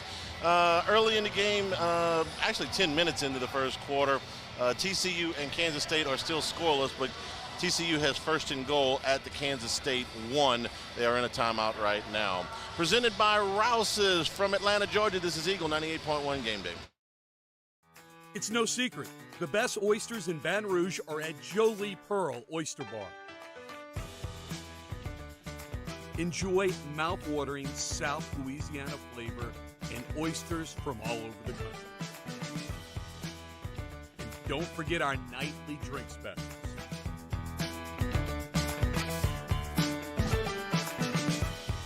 Jolie Pearl Oyster Bar, located in downtown Baton Rouge. Eli's always been into grilling. It took us a while to see it, but the signs were there. What are you doing, Eli? I knew grilling was my thing. I have been talking about it throughout my career. Happy with the results? I am. Got the new grill from barbecueguys.com. It performed great. My advice, as I always told my boys, do more of what you're born to do. Barbecue Guys, for those who were born to grill. You want cheese on your burger, Pops? I'll take a little cheese. Time doesn't stop, and the world keeps spinning. Community, culture, and communications, the powerful circle that connects us together. We're creating the next evolution, a network built for every possibility, moving faster than ever before, streaming us forward into the future. And the revolution is closer than you think. RTC, ETEL, and Vision are now Rev. New name, same company. There it is, the extra mile, on the border of expected and extraordinary, for those willing to go further, like vans customized for work or play, with safety and tech to keep you connected. Supported by a 5-star sales, service, and finance team, and backed by the 1-star you know. So go the extra mile. It's never crowded, because so few have what it takes to go there. Mercedes-Benz Vans. Crime has serious consequences, but anyone can make a mistake. If you find yourself in trouble with the law, know that you have rights, and it's okay to demand them. The law offices of O.C. Brown are here to protect you and your rights. Felony or misdemeanor, DUI or drug charge. No matter what crime you're accused of, you still have rights. Let the law offices of O.C. Brown uphold them. Call 225-343-1111. Your law firm for a lifetime. I've been doing business with Luba for 25 years. They're dependable, trustworthy. It's just the attention to detail with our clients. Our folks have years and years of experience. They're highly trained professionals, but many companies have that asset. What I'd like to think makes Luba a bit different is that we use those talents in a way that truly is dedicated to serving the needs of the folks. 98.1. Eagle 98.1 Game Day. Off the bench on Game Day. Off the Bench is heard weekday mornings from 7 to 10 on 104.5 ESPN Baton Rouge. Now from OTB, here's Jacob Hester.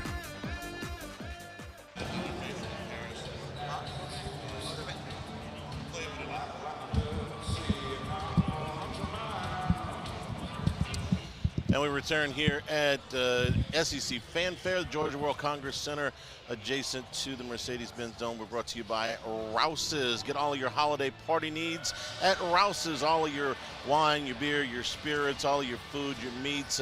Great bakery section as well over at Rouse's, Burbank at Lee. Matt Moscona, fresh off of our pregame coverage yesterday. Moscona, how you doing, man? Really enjoying the Brothers Osborne. Yeah, you're a big fan too, right? An immaculate day here. The vibes are wonderful. I love coming here, Haney.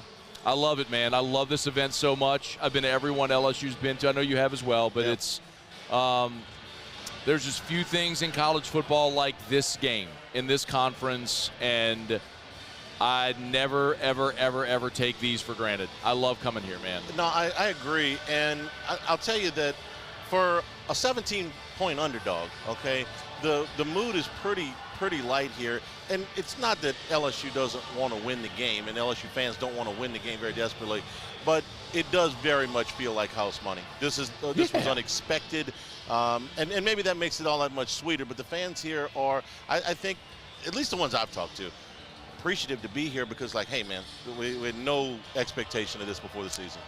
Absolutely. And I know everyone was bummed from last week. And LSU, Brian Kelly even said it on Monday. He said they know they let an opportunity get away. And they did. I mean, this would have been win or lose. You're going either Sugar Bowl, Orange Bowl, great prize at the end of the year, 10-win season. I mean, they let it get away. They let a 4-win team pop them. It was embarrassing. But and that's true, but the other part of it is exactly what you just said. And there is a big picture reality of, hey, man, none of these guys on this team, save the guys that are seniors who were here in 19, none of these guys have ever won. A lot of these guys that are transfers, I mean, Mekhi Gardner's playing in an SEC championship guy. You got guys at ULL. I mean, Colby Richardson was at McNeese. I mean, Jark Bernard-Converse was at Oklahoma State. I mean, some nice years and all, but come on, man. Now you get a swing at number one in the country to win an SEC championship? I mean, it's pretty incredible when you take that 10,000-foot view and look at what's going on right now. I think this is a difficult game to try to predict exactly what LSU is going to look like because of the injury to Jaden Daniels and because we don't know. And I don't know that Mike Denbrock and Brian Kelly fully know exactly what he's going to be able to do today. How close to a full go is he going to be? What do you have to take out of the game plan that he's not able to do, if anything? And it may be nothing. And I think the even more difficult thing is what is true in pregame may not be true by the second or certainly the third or fourth quarter, and you're going to have to adjust on the fly based on what your quarterback can do. Haney, I'll tell you this about Brian Kelly. which one of the most surprising things, and look, you and I covered, you've been around much longer than me, but covered Les Miles, who, I tell the story that the year 2011 when they played Tennessee and P.J. Lonergan was hurt all week long. It was good. It was good. Not only did P.J. Lonergan not play, dude didn't even get on the bus to go to the airport. Right. But he's fine. He's going to play. Les never disclosed anything. Ed was a little better about it, but Brian Kelly would tell you whatever. He'll tell you anything you want to know. So I have no reason not to take him at his word when he says, had a great week of practice. He's fine. So I think Jayden Daniels is going to be fine. I think they'll tape it up. If he needs a little something to get him feeling a little bit better down there, they'll give it to him. And he's going to run around trying to win an SEC championship today. I have no doubt that he's going to try to do that. And I'm not suggesting that Kelly's being coy. Yeah. But I know how these ankle injuries are. And I just think it's going to be a tough go for him today. And if he does, yes, they're going to make him more comfortable, as it were. And I'm just hoping that, it holds up, that he can go. You remember when LSU played Bama at 19 and Bryce Young had Tua had the tightrope procedure on his ankle? That was such a talking point that whole week. Tua's ankle. And we could say maybe that fumble that he had in the first half where he tried to plant, he dropped the ball, like maybe that was a part of the ankle. But by and large, I mean, Bama put up 40 points in that game, and we didn't talk about Tua's ankle very much. So I think it's going to be similar. I think Jayden's going to go out there. You get the adrenaline flowing. It's a one-off, a one game, tape it up high, and go. I really don't. Maybe I'll be dead wrong. Maybe you and Gordy will be doing post game and you'll laugh at me. But I don't think if LSU struggles offensively today, it's going to have much, if anything, to do with Jayden's ankle. Okay. This Georgia defense, as good as any we've seen. Yeah. So if he struggles, it'll have more to do with that. Yeah. Okay. So let's take your optimistic view and say Daniels' ankle is a full go. How do you attack this Georgia defense? Deep, vertical. It's the for those listeners watching who listen to me on AFR at all this week, I kind of do the thing where when LSU had their long losing streak to Bama, we would always, I remember every year we'd go and look, okay, who has had success against Bama and what did they do? It would always be mobile quarterbacks. It was Johnny Manziel, you get it. And in 2 years, Georgia's lost one football game. And it was last year in this game to Alabama, and Bryce Young threw the ball 44 times in that game. He was 26 of 44. They ran it 26 times, and a lot of that was late when they had already had a lead. Jamison Williams went off for 180. You're not running against Georgia. Their defensive front is too good, and LSU's offensive line and running game isn't good enough to be the one to break through. So your chance here is you got a whole bunch of NFL receivers, use them. Now, will they? Don't know. We've seen Jayden put it up at times and have success. Florida, Ole Miss, Bama. Everyone talks about 50-50 balls. Yeah, you got to trust them. Put it up there. It's your only shot.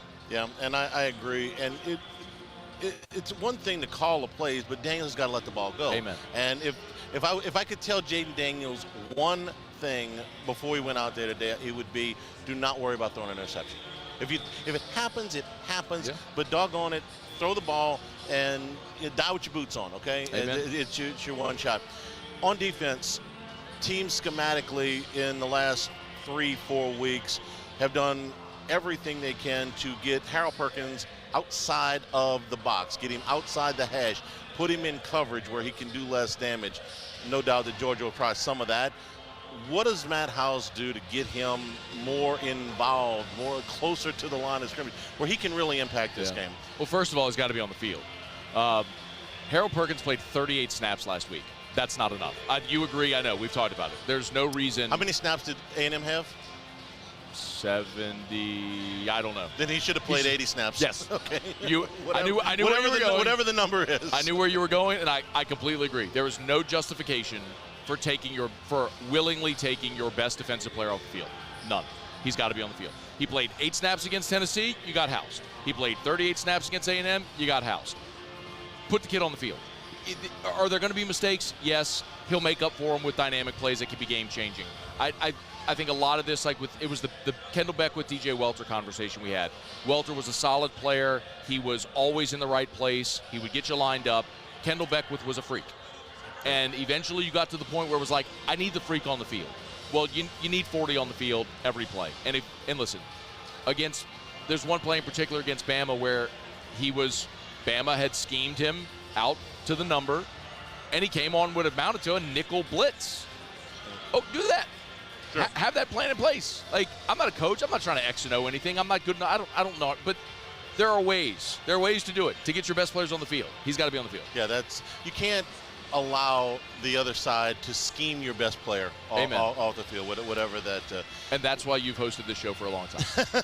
Well, you said in 5 words what I took 5 minutes to try to say. Yeah, but your show's 3 times as long as mine. So that is true. That's what we do. That's what we do here. Watching that, this is my concern here today. Is that, and maybe I'm just a little bit spooked because watching the game last night. And watching Caleb Williams try to play through this pulled hamstring last night, and it was very obvious that he was not the same player, that he couldn't get anything on his throws. He was sacked 4 times. I mean, that guy was a magician for most of the season. You couldn't get him on the ground. And then last night, after the long run, he pops a hamstring and he's compromised. But they stayed with him. And I think it's a tough call if Brian Kelly looks out there and says, listen, Jaden, we understand you're giving you everything you got, but the ankle's not responding or whatever. I think that's a hard call to have to make. I hope he doesn't have to make that call today. Of course. And I don't even know what direction you go. Obviously, Nussmeier would be the guy that goes in. The most extensive action we've seen from Garrett in his LSU career was the Ole Miss game. Well, no, I guess it was Arkansas. He had a little success against Ole Miss. They decided to go with him against Arkansas. That didn't look great. If you don't have Jaden Daniels this year has accounted for 65% of LSU's production.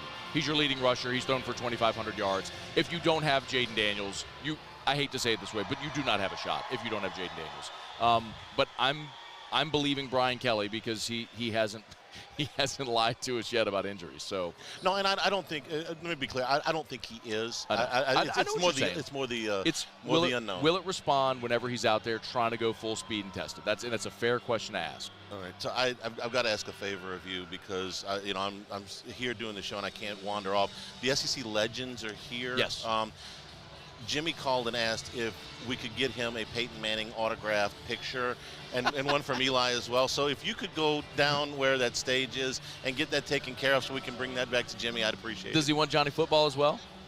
I think he likes Johnny Football. I'm gonna get that for Hunt. I'm gonna get a Johnny Football for Hunt. Perfect. Manning's for Jimmy and Johnny Football. Hunt the Aggie. Hunt the good Ag. Okay. No whiskey and wine today after the game. Yeah, I might fire something up on my phone in the stadium. We'll see. But T-Bob, I don't know if you talked about it. Congrats to the A-Bears. Yeah, we did yesterday, yeah. So T-Bob's back home. And logistically, we couldn't find a place to do it in the stadium. And then getting back to Big Kahuna was going to be a problem. So if I do something, it'll be just me solo on my phone for a little bit right after the game on the Watch 104.5 ESPN YouTube channel. So if you can hang out, we're there. Hang out with us. Hopefully we're celebrating. Very good. Appreciate it, Matt Moscona. And OTB will take, and AFR. OTB is next if we can find Jacob Hester. I think he's around here somewhere. This is brought to you by Rouse's Eagle 98.1 Game Day. There it is, the extra mile. On the border of expected and extraordinary for those willing to go further. Like vans customized for work or play. With safety and tech to keep you connected. Supported by a 5-star sales, service, and finance team. And backed by the 1-star you know.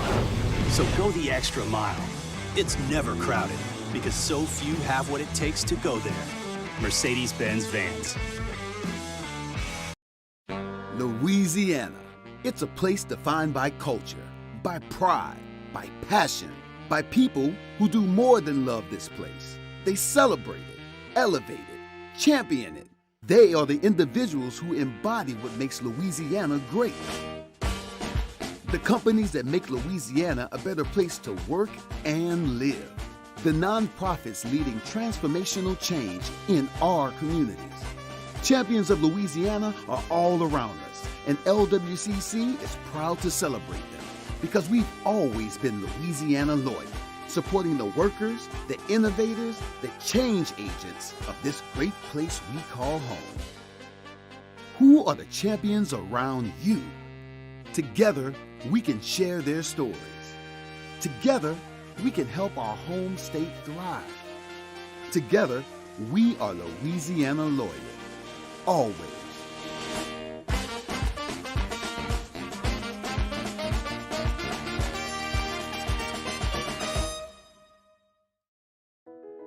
I've been doing business with Luba for 25 years. They're dependable, trustworthy. It's just the attention to detail with our clients. Our folks have years and years of experience. They're highly trained professionals. But many companies have that asset. What I'd like to think makes Luba a bit different is that we use those talents in a way that truly is dedicated to serving the needs of the folks who depend on us. ServiceMaster Elite create clean, disinfected work environments. As a local business, we take pride in serving the New Orleans and Baton Rouge areas. Our cleaning protocols follow CDC and OSHA standards for healthcare settings, offices, senior living, restaurants, and industrial plants. Contact ServiceMaster Elite to get your operation ready for reopening with germ disinfection cleaning. ServiceMaster Elite, the trusted choice in professional cleaning since 1996. It's no secret. The best oysters in Baton Rouge are at Jolie Pearl Oyster Bar. Enjoy mouth-watering South Louisiana flavor and oysters from all over the country. And don't forget our nightly drink specials. 98.1. Eagle 98.1 Game Day. Opposing Media. Presented by Rev. Fiber fast internet made in Louisiana. Mike Griffith, he covers Bulldogs for DogNation.com. He's on Twitter at MikeGriffith32 and good enough to hang for a couple of minutes. Mike, we appreciate it, man. How are you? I'm doing great. Man, this has got to feel like old hat for the Bulldogs at this point now because of their consistency in this game. Does this one feel any different for the collective Georgia program fan base than the others? Well, yeah, because there's not Alabama or a historic LSU team on the other side. I mean, let's face it, they were up against it when they played against LSU in 2019. I mean, that might have been I think it was the best team of the modern era, and I guess my modern era goes back to the 1992 divisional split. I mean, to me, that was the best SEC championship team I've seen in my years covering the league, dating back to then. So it's a different feeling. Last year was Alabama, and that's kind of been its own animal with Nick Saban and Kirby Smart and their relationship. And, Bryce Young working some magic last year, and Jalen Hurts coming off the bench in 2018, coming from 2 touchdowns down. So, it's a little bit different to, kind of be the heavy and maybe see a team on the other side of the ball that doesn't look quite as prolific as we're used to seeing from the West. Mike, we've talked about this a lot this year as I've watched Georgia play a ton this year. And to say it flatly, there's times they just look bored. I think they've been so much better than everybody for basically 2 years now. It's like they're playing with their food. Am I missing it? Because the times we've seen them lock in, obviously, Oregon, Tennessee, they're the best team in college football by a mile. But is that symptomatic of this team where maybe they just look a little disinterested at times? Well, I don't know about that. I think they're pretty beatable. I mean, I think there's teams that have had opportunities and didn't cash in. Now, there's been times they've been on top of their game. I don't know if I'd call it disinterest. I don't think Georgia's as dominant as they were from a personnel standpoint last year when they had 5 first-round picks off their defense and 15 NFL picks. Now, make no mistake about it. You could see 3 or 4 first-round guys here and maybe 8 or 9 draft picks. But, last year's team was historically great. This year's team has been the biggest rebuild in college football history. I can't find another NCAA team that lost 15 guys to the NFL draft and 13 guys to the portal and 4 guys off the coaching staff. But that's what Kirby lost. So the story of this year's team's really been a reload. It's been a favorable schedule that's given Georgia some grace and opportunities to get better as the year's gone on. But they've been beatable at times. I mean, Georgia Tech outplayed them through the first 30 minutes. I mean, Georgia was up 10-7, but if Georgia Tech doesn't drop a ball, they could have been up 14-0 in the second quarter. And Kentucky just couldn't get anything going offensively. They bogged down in the red zone. It's a 16-6 game. That's only 1 touchdown for Georgia, right? And then Mississippi State, they were then 3 or 4 at halftime. And then, so there's been time. Missouri was up 10 in the fourth quarter. I don't think this is just some dynamic Georgia team that can just turn it on. I think this is just a team that, really hasn't faced too great of it. The one great opponent they faced was Tennessee, and it was in Sanford Stadium, and the crowd was, incredibly loud and forced 6 false starts and created all sorts of havoc for Hendon Hooker. And then it poured rain the second half. So, I don't think this is some unbeatable force. Last year's team looked pretty unbeatable. This team, not so much. It's interesting. Last year's team looked unbeatable, and then they got run in the SEC championship game. So it's interesting though. But you said, all right. So this team is beatable, Mike. Let's explore a little bit there. Where are the weaknesses then that can be exposed? Well, if you put pressure on Stetson Bennett and make him go downfield, that's where he's been exposed. It starts out with stopping the run. It starts out with playing an aggressive scheme like Kentucky did and being able to press those receivers. Although Ladd McConkey he's their best outside threat, Ladd McConkey. A.D. Mitchell's been out all year with a high ankle sprain. Obviously, you've got to, play those safeties, on top of the tight ends. But other than that, you've just got to press outside receivers and put pressure on Stetson Bennett, keep him in the pocket. But you got to hold up at the line of scrimmage, and you've got to apply some offensive pressure. You've got to score some points, And when teams have done that, they've had success and been in the game. Like I said, Missouri was up 10 in the fourth quarter. Missouri.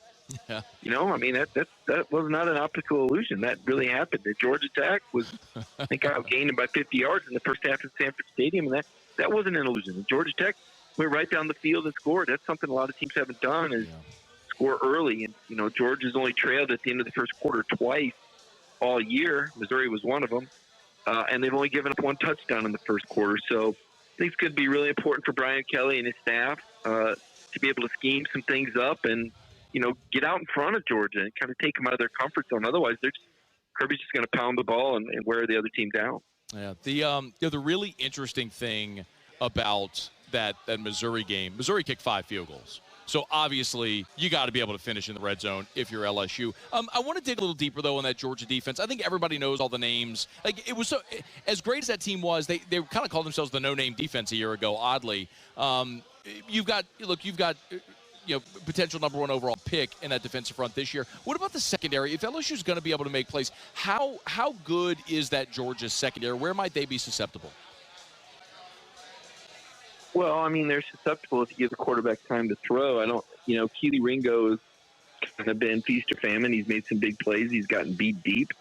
But the whole key is to give your quarterback enough time or for your quarterback to buy the time. I don't think there's any quarterback corner that can, cover indefinitely. The reason they were called the no-name defense was, I started that after, I want to say maybe the 2019 season. I think they had the number 1 defense in the SEC, and they only had 1 guy make all SEC. Right. And then at the start of last year, the USA Today didn't have any Georgia guys on their preseason first team on offense or defense last year. So it kind of played into it and was kind of accentuated. Like, it was more of a joke. Like, nobody's really paying attention here. It's kind of funny. Like, how do you not have anybody from Georgia make all SEC when they're number 1 in the league in total defense 3 out of 4 years? Well, because of the Alabama bias. We don't need to get into that. You probably experienced plenty of that at LSU. But to your point, the way to set up the pass plays is by staying ahead of the chains and with able to, pick up 4 or 5 yards on first down and find yourself in a 2nd and 5, 2nd and 4, or 3rd and 2, 3rd and 3. You put the defense in a run-pass conflict because that enables you to run or pass. But you get behind the change in a 2nd and 10 or 3rd and 8, you're making yourself pretty predictable, and you're going to have a hard time beating Kirby if he knows what you're doing. He is Mike Griffith on Twitter at Mike Griffith32, dognation.com. You want to go follow the Bulldogs there. I always like to ask about special teams as well, Mike, and that's been if I'm just calling it honestly, that's been a bit of a fiasco for LSU all season long. Last time LSU played Georgia, Rodrigo Blankenship was pretty, I don't want to say automatic, but was obviously really good. Podlesny is the kicker now and has been pretty good. How confident are you if it comes down to a kick? Or should Georgia be if it comes down to a kick that they got the guy that's going to drill it? Yeah, he's been more reliable than Rodrigo in the clutch. He hit the 50-yarder against Cincinnati in the Peach Bowl in 2020. Oh, yeah. I think he's got a chance to finish as the most accurate kicker. And, Rodrigo actually missed some pretty key kicks. He missed a key kick against South Carolina in their only home loss since 2017. He missed a field goal against Alabama in the SEC championship game. This guy's better. This guy's more accurate. Rodrigo was a great kicker and an All-American and, a celebrated figure, very popular, with the respect to specs, goggles, and all that. Jack Podlesny's been a lot more low-key, but you look pretty close at those numbers, you'll find out that he's actually been more accurate. Yeah, man. Yeah, if it does come down to a kick, I think the style of the game would play into LSU's hands. I think most people, Mike, obviously are going to pick Georgia to win this game. Understandably, they're a 17.5-point favorite. If LSU does shock the collective college football world and manage to beat Georgia tomorrow in Atlanta, how do you think it looks? Turnovers, big plays, Jaden Daniels, making big plays. You got to hope the guy's healthy. I mean, he needs to be elite. He's got elite speed when he's 100% escapability and can buy time and break down defenses. And the LSU defense is going to have to, create havoc. They're going to have to force Stetson Bennett into turnovers. And he's had turnovers in 3 of the last 5 games. He had 5 interceptions in 3 games over this last 5-game period. Now, if you take a look at the Georgia run-pass ratio, Kirby's been pretty careful to keep the ball on the ground where he can. That's where a fast start is so important, and forcing Georgia to throw the ball. Turn them over, control the clock. I mean, Kirby's 55-1 when Georgia scores 30 points. So I don't think you really want to get into a scoring contest as much as, you want to take advantage of turnovers and be able to sustain drives. I mean, Brian Kelly knows. Brian Kelly outcoached Kirby Smart in 2019. They lost in Athens, but that was because of the crowd. Once again, I mean, Georgia's crowd is so underrated, and I know Tiger Stadium is epic too, but, Georgia's crowd in 2019 against LSU caused 6 false starts, and yet there was Notre Dame driving for a potential game-winning touchdown in the last minute, and Georgia was considerably more talented than Notre Dame. So Brian Kelly's a great coach. I don't know, if he's got the horses this year. Obviously, this is a guy that's only going to make LSU better year after year after year. So, you got the coach, you've got a dynamic quarterback you hope is healthy, you've got some playmakers on defense, and LSU's done this before. Hey, listen, guys, I was here in 2001. I was a Tennessee beat writer, and there was no way that Tennessee team was going to lose to LSU in 2001 until they did. Yeah. So I'm not counting LSU out of anything in this game. I was there in 01. Mike, I was also in Athens for the 04 LSU-Georgia game, and I can attest that's a loud crowd. they can cause problems for a lot of teams.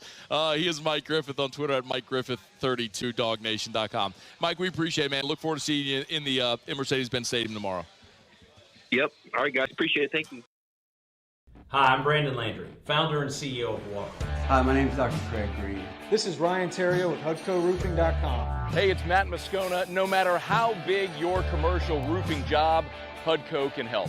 My patients come to me because they trust that I can get the job done at a high level. Ryan Terrio and Richard Tilley have the same level of trust when it comes to roofing. If you have a roofing issue, call HUDCO Roofing. Give us a call, 364-1007, and we'll come to your house and give you a free inspection. Time doesn't stop, and the world keeps spinning. Community, culture, and communications, the powerful circle that connects us together. We're creating the next evolution, a network built for every possibility, moving faster than ever before, streaming us forward into the future. And the revolution is closer than you think. RTC, ETEL, and Vision are now Rev. New name, same company. Eli's always been into grilling. It took us a while to see it, but the signs were there. What are you doing, Eli? I knew grilling was my thing. I have been talking about it throughout my career. Happy with the results? I am. Got the new grill from barbecueguys.com. It performed great. My advice, as I always told my boys, do more of what you're born to do. Barbecue Guys, for those who were born to grill. You want cheese on your burger, Pops? I'll take a little cheese. There it is, the extra mile, on the border of expected and extraordinary, for those willing to go further, like vans customized for work or play, with safety and tech to keep you connected, supported by a 5-star sales, service, and finance team, and backed by the 1-star you know. So go the extra mile. It's never crowded, because so few have what it takes to go there. Mercedes-Benz Vans. Crime has serious consequences, but anyone can make a mistake. If you find yourself in trouble with the law, know that you have rights, and it's okay to demand them. The law offices of O.C. Brown are here to protect you and your rights. Felony or misdemeanor, DUI or drug charge. No matter what crime you're accused of, you still have rights. Let the law offices of O.C. Brown uphold them. Call 225-343-1111. Your law firm for a lifetime. I've been doing business with Luba for 25 years. They're dependable, trustworthy. It's just the attention to detail with our clients. Our folks have years and years of experience.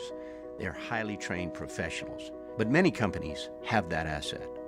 What I'd like to think makes Luba a bit different is that we use those talents in a way that truly is dedicated to serving the needs of the folks.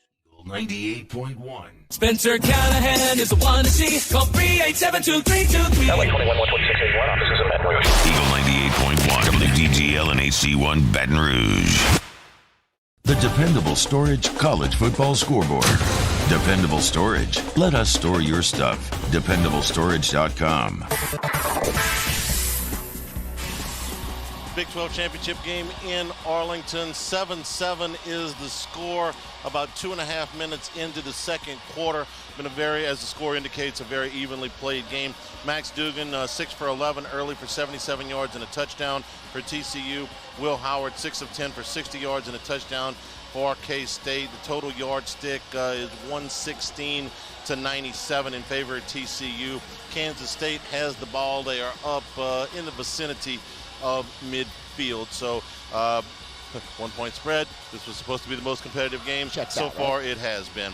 Toledo leading Ohio 7-0 in the MAC championship game, but Ohio with a drive. Right now they're in the red zone trying to tie that score. 7:58 to go in the first half. And you know what? Valparaiso and New Mexico State haven't kicked off yet, so I can't give you a score on that one. So very quick championship week. Not a whole lot of games, so that is your college football scoreboard. One more time, remind you about Running Boards marketing, how they can help your business stand out. They do it with giant LED mobile billboard trucks, drive eye-catching ads all around the city. The ads are impossible to miss. Trust me, I've seen them myself. Check them out at runningboardsmarketing.com. See how they can help your business today. And the fans continue to file in here at SEC Fanfare right next to the Mercedes-Benz Dome here at the Georgia World Congress Center. We're going to go over to the state and talk to Chris Blair here in a minute. We'll hear from the LSU players. But, Musso, this your first trip to the SEC Fanfare? Yeah, it is. Give me your impressions. I kind of like it, Annie. I wish I was here when I was a kid. I mean, all the interactive stuff. I would love the wiffle ball time. I kind of want to go do that anyway. I saw like a 6-year-old little boy just dust his sister in the 40-yard dash earlier. That was hilarious. Okay. So, I mean, it's a pretty cool setup. A lot of interaction. It's packed in here, too, man. It's one of the things you need to do if you come to this game, just to see it and experience it, and especially when we get close to the game time and the bands for each school comes through here. That's we got pretty cool moment. More bands, not just. That's after we're done. Oh, okay. We'll be done. That's why Hunt has to be back in Baton Rouge, because if he were here, the marching bands would drown him out. Yep. All right, we'll take a break. Be back. Jacob Hester, I believe, is done with his panel. I think he'll be joining us here in the last hour of the show as well. Presented by Rouse's. This is Eagle 98.1 Game Day. Oh, hey, what's up? It's Big V and Bubba, 100.7 The Tiger Morning Show. We'd love for you to join us every weekday, 4 a.m. till 9 a.m. Yeah, everything you want in a show. Country music. We got laughs. We got celebrity in-studio guests. We just need you. Join us every weekday morning, 4 a.m. to 9 a.m., right where it all started. That's right. Louisiana's country station, 100.7 The Tiger. Louisiana. It's a place defined by culture, by pride, by passion, by people who do more than love this place. They celebrate it, elevate it, champion it. They are the individuals who embody what makes Louisiana great. The companies that make Louisiana a better place to work and live. The nonprofits leading transformational change in our communities. Champions of Louisiana are all around us, and LWCC is proud to celebrate them because we've always been Louisiana loyal, supporting the workers, the innovators, the change agents of this great place we call home. Who are the champions around you? Together, we can share their stories. Together, we can help our home state thrive. Together, we are Louisiana loyal. Always.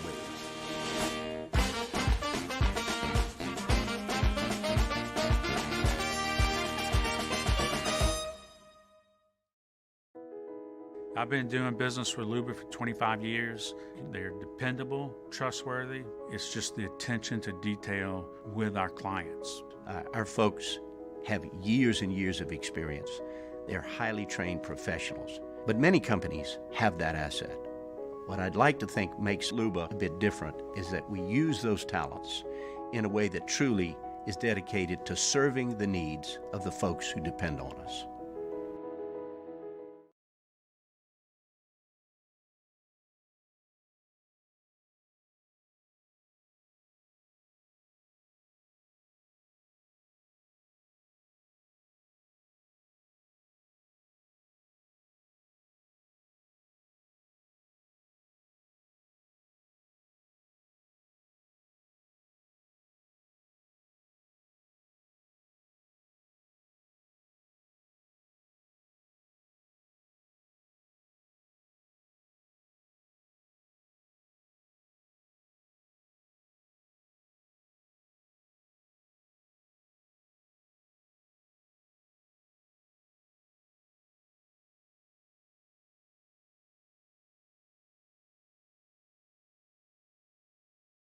Eagle 98.1. Eagle 98.1 Game Day. Talkin' Tigers. Talkin' Tigers. Presented by Louisiana Land Bank. Louisiana Land Bank. They're experts in rural land and equipment lending. Talkin' Tigers. Defensive lineman Makai Wingo. They got a variety of backs, different type of backs. One's a more downhill, one's a quicker guy, and they're very physical up front. So they run a lot of counter game and things like that, just trying to get you out of your gap. And the running backs are pretty elite, and they'll find it if you're out your gap. Cornerback Makai Garner. It's everything in preparation, like how we start the week off, like how we start practice off, how we start faster, like how do we start faster? Like we go back and look at the mistakes and be like, okay, we can't do this, we can't bring this mentality to this game, or it'll be a it'll be a disaster. Like we don't want to see that like ever again. But mentality-wise, man, we just gotta come out and just go out there and not think. Like just go out there and play, just go have fun. Tight end Mason Taylor. Their defense is probably top in the country, but they have a good front, good secondary, overall good defense. So we just got to go out there and play LSU football and just stick to what we're coached and execute every play. Linebacker Micah Baskerville. Doing the little thing, he options a lot because in every game there's something that you got to do. And if you keep doing the little things, the routine plays, then we should come out successful. Another thing is our mental preparation. He feels that if we have great mental preparation, then we can play fast, play free, and give all our effort without thinking. Defensive lineman Makai Wingo. We're a unit that takes pride in stopping the run, and we didn't do very well at doing that last game. So, we're ready to get out there and show what we really can do and just show what we've been all season. Cornerback Makai Garner. George is a great guy. He's smart. He can play different positions. He showed he can play different positions.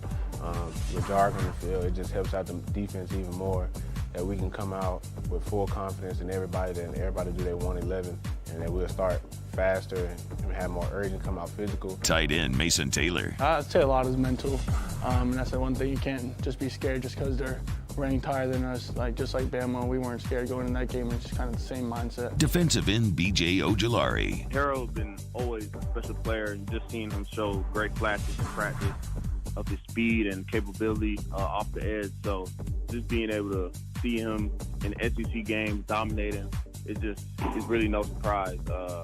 Just the stuff that he's able to do and how he can help our defense and how detrimental he's been to to the defensive play. Defensive lineman Mekhi Wingo. Just with playing with good eyes, they run a lot of play action, so just not letting them sit back there and pick you apart, just being able to get vertical, get upfield, and get in his face and not just, be too comfortable in the pocket. Cornerback Mekhi Garner. He's a hard guy to stop now. He can make throws on the run. He's faster than what you think, but we just got to play our one assignment, do our 111, and the rest will handle itself. Tight end Mason Taylor. Coach Denmark does a unique way of using tight ends, and I think as I play a part of that, but I definitely think it shows that the coaches trust me, and I just take it as a compliment and just keep doing my thing so they can keep trusting me throughout this process. Defensive end B.J. Ojulari. I just think as a team, we just knew the type of talent and the potential that we have. So for us, it was just buying into what Coach Kelly had planned for us, his process.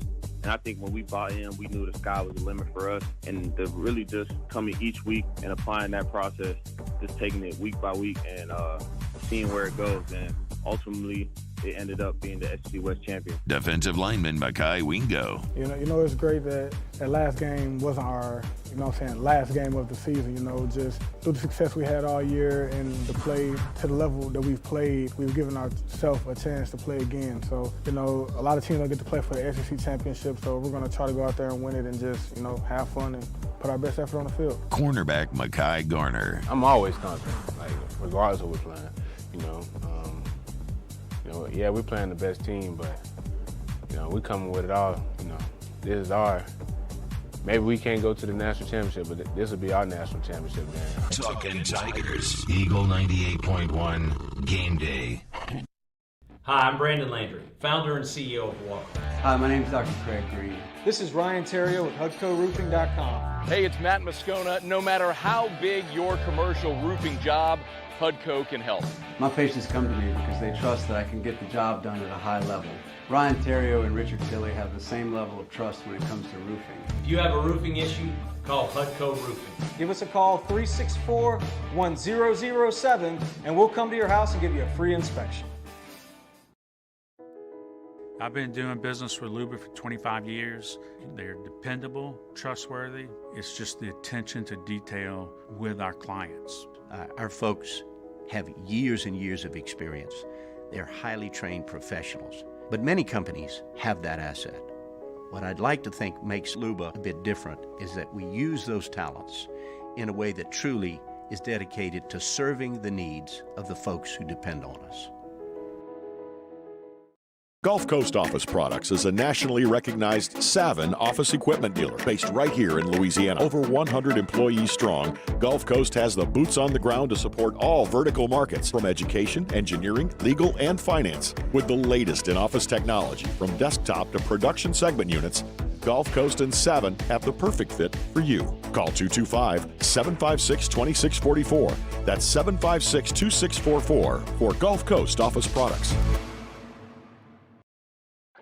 Oh, hey, what's up? It's Big V and Bubba, 100.7 The Tiger Morning Show. We'd love for you to join us every weekday, 4 a.m. till 9 a.m. Yeah, everything you want in a show. Country music.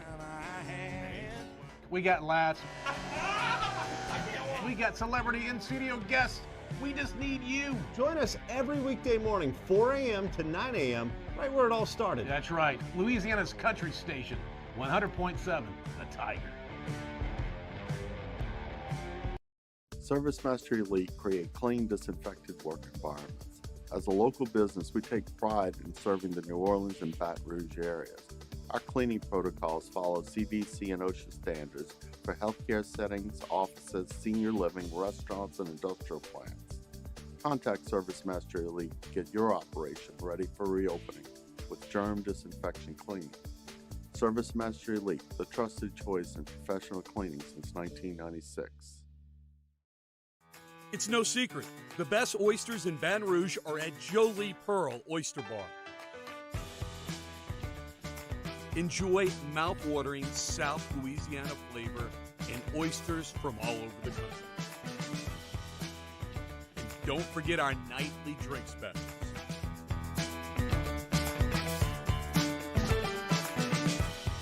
Jolie Pearl Oyster Bar, located in downtown. 98.1. Eagle 98.1 Game Day. Keys to the beat. Presented by Coors Light. Coors Light. Mountain cold refreshment made to chill. So I could give you a bunch of cliches here. You know, don't turn the ball over, no special teams Start breakdowns. fast. Yeah, start fast. Get off to a good start, right? You know, the quarterback's got to throw for, 350 yards or whatever. I'm going to try to give you something realistic here, and maybe it happens, maybe it doesn't, but I think this is LSU's avenue to keep the game close. There were 3 games this year that Georgia played that were competitive. Well, 2 games were competitive the whole way, and 1 that was competitive for a half and maybe a little bit more than that against teams that had worse records than LSU. Missouri, Kentucky, and Georgia Tech. How were those teams able to stay in the game as long as they did? Missouri almost won. Yeah. They had a very good chance to Should've win that won game. all, Win that game outright. Yeah. It was red zone defense. Georgia is going to get their yards. They're going to move the football. But if you can hold them to field goals, you've got a fighting chance. Against Missouri, Georgia had twice as many first downs and nearly 200 more yards of total offense, but it was a one-score game because the first four times that Georgia got in the red zone, Missouri held them to field goals. And they got deep into the red zone. They got inside the 15-yard line 3 of those 4 times and settled for field goals. The game against Kentucky, Georgia won the yardstick 363 to 295. They out first downed them by 3, and Georgia ran the ball for 247 yards, 5.4 yards per carry. Against Georgia Tech, they ran it for 264, 6.4 yards per carry. So if you're going to sit here and tell me that Georgia's going to be able to run the football for 250 yards today, you say, well, LSU's got no chance. The one chance that you have if Georgia piles up, it better not be 250 yards of rushing, but let's say somewhere around 170, 180. If you do that, you have to hold them to field goals. Against Kentucky, they got drives down to the 10, the 6, and the 20. Settled for field goals all 3 times. Those were in the first half. Against Georgia Tech, they got down to the 4 and to the 18 and settled for field goals both times. They also kicked a 50-yard field goal there. Kirby Smart is more of an old-school coach when it comes to, I'll use the dirty word, analytics, okay? But he's not prone to go for it. He's not prone to chance it, especially when, the game is – it's essentially a competitive game, not when, they're up, 21 points or something like that. So if LSU can hold, by the way, the kicker's only missed twice the whole year, so he's going to make them. But you have to hold them to field goals. That to me is, if I could go out and pick a stat, I would go out and pick that one as a realistic possibility for LSU, because I've seen 3 teams do it, 2 for a whole game and 1 for a half a game, that are not, in my opinion, as good as the Tigers. Now, what does LSU's red zone defense look like for the year? Well, they were second in the league in points allowed, meaning that 77% of the time, teams that got in the red zone against LSU scored. That was 5th in the league. Missouri was last, by the way. They allowed 91%. So I'm not asking LSU to do something here that's not possible. If Missouri did it, your numbers are better than Missouri. The touchdown percentage, though, is second best in the league. LSU only allowed 42% of the drives that got inside the red zone to result in touchdowns. That was second best in the league.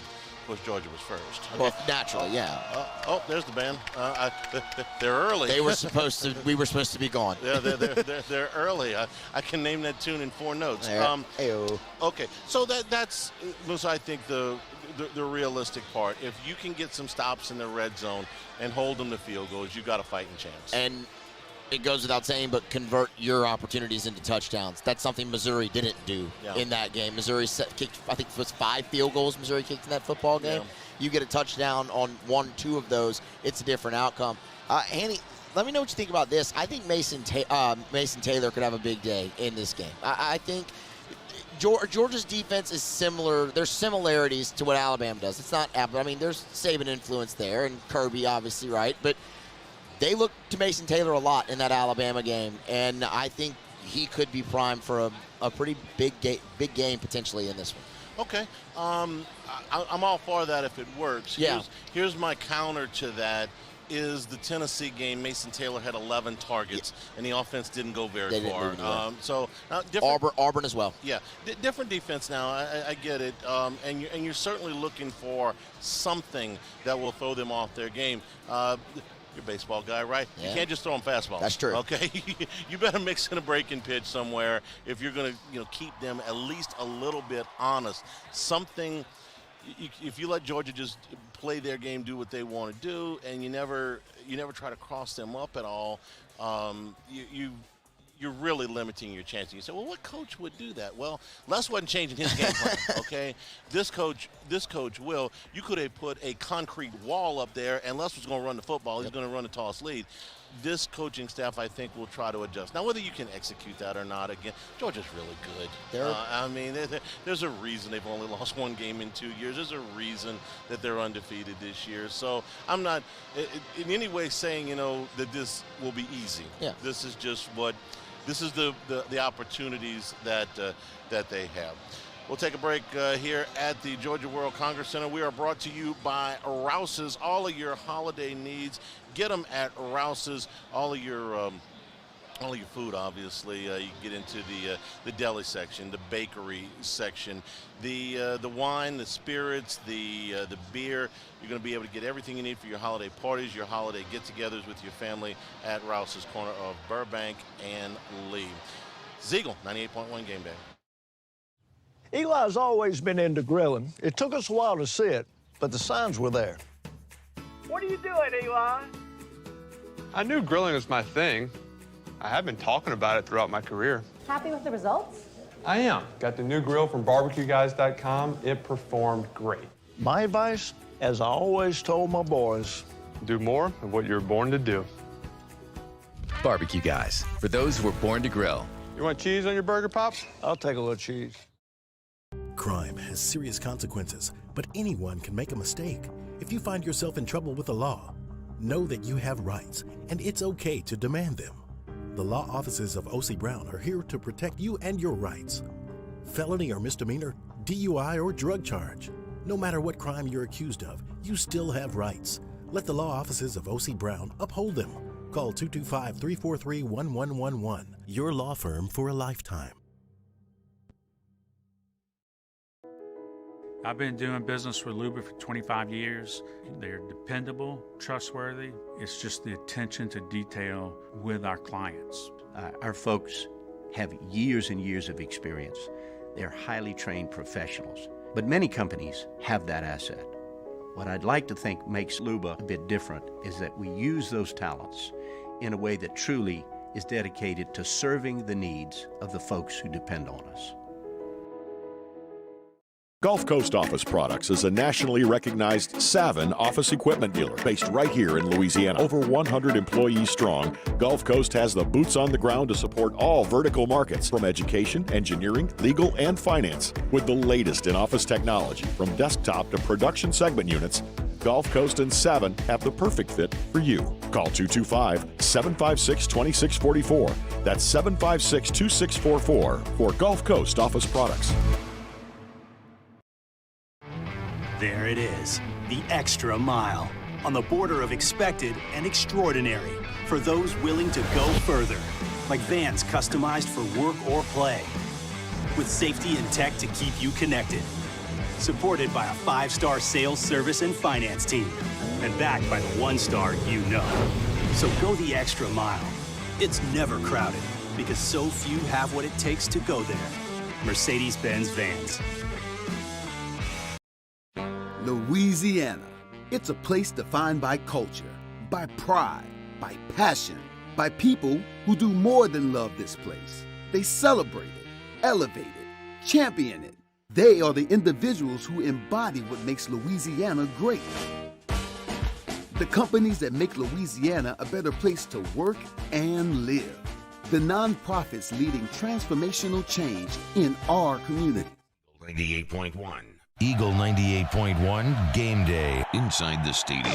Inside the stadium. Presented by GoFlow IV Spa. GoFlow IV Spa, where athletes come to hydrate so they can dominate. Over to the Mercedes-Benz Dome, where Chris Blair, the voice of the Tigers, will be calling today's game. Chris, good afternoon. How are you?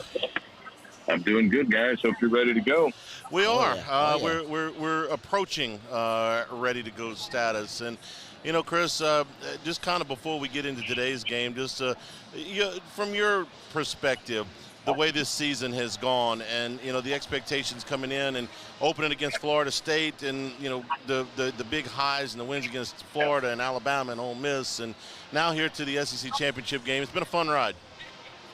It really has been, Charlie, and I remember talking to you guys early in the season about, you know, we all kind of hoped that there was a miracle that could be made between January and early September. And, you know, that opening game, you come up short, didn't look, you know, real together. There were a lot of just kind of clunky. And we all kind of realized then, you know, there is still a lot of work left to be done. And it wasn't just going to be Coach Kelly, you know, using a magic wand to fix everything. And then suddenly you really start to visibly see position groups, individual players. Jaden Daniels obviously comes to mind, that you could actually see the improvement week to week to week. And, you know, I've said it all along. Everybody wants to go out and win this game today. I am no different. This team, being around them in the team hotel, they look focused. They talked this week about how we maybe weren't as locked in last week. Maybe we got caught looking ahead. Maybe we didn't respect Texas A&M the way we should. I don't think that's going to be an issue today. But for me, just the fact that this program now is so far ahead of what everybody thought they would be at this point, they're ahead of schedule. And for that, I think that's why you have to be optimistic regardless of what happens over the next couple of weeks. You know, Chris, I've been stopped a few times here in Atlanta, and people saying, you know, hey, you know, Brian Kelly, you know, was worried about the fit, and, you know, this has really worked out. And I never bought the doesn't fit thing. I can list LSU coaches, a list as long as your arm, that weren't from Louisiana that were successful in many sports. So I never bought that argument. But I will say that Brian Kelly just seemed to immerse himself more and more into the program as the season went along, and it just seemed the comfort level increased week to week. You spent a lot of time around him. How would you assess how, you know, he went through the course of the season? Yeah, you know, Charlie, I've heard you talk about that so many times. You know, the day he was announced as head coach, we had a gathering at South Stadium Club, and I had the honor to introduce him. And that was the storyline. And I kept saying, guys, as far as I can tell, the only thing you need to do to fit at LSU is win. And this guy's got a resume that says he does nothing but.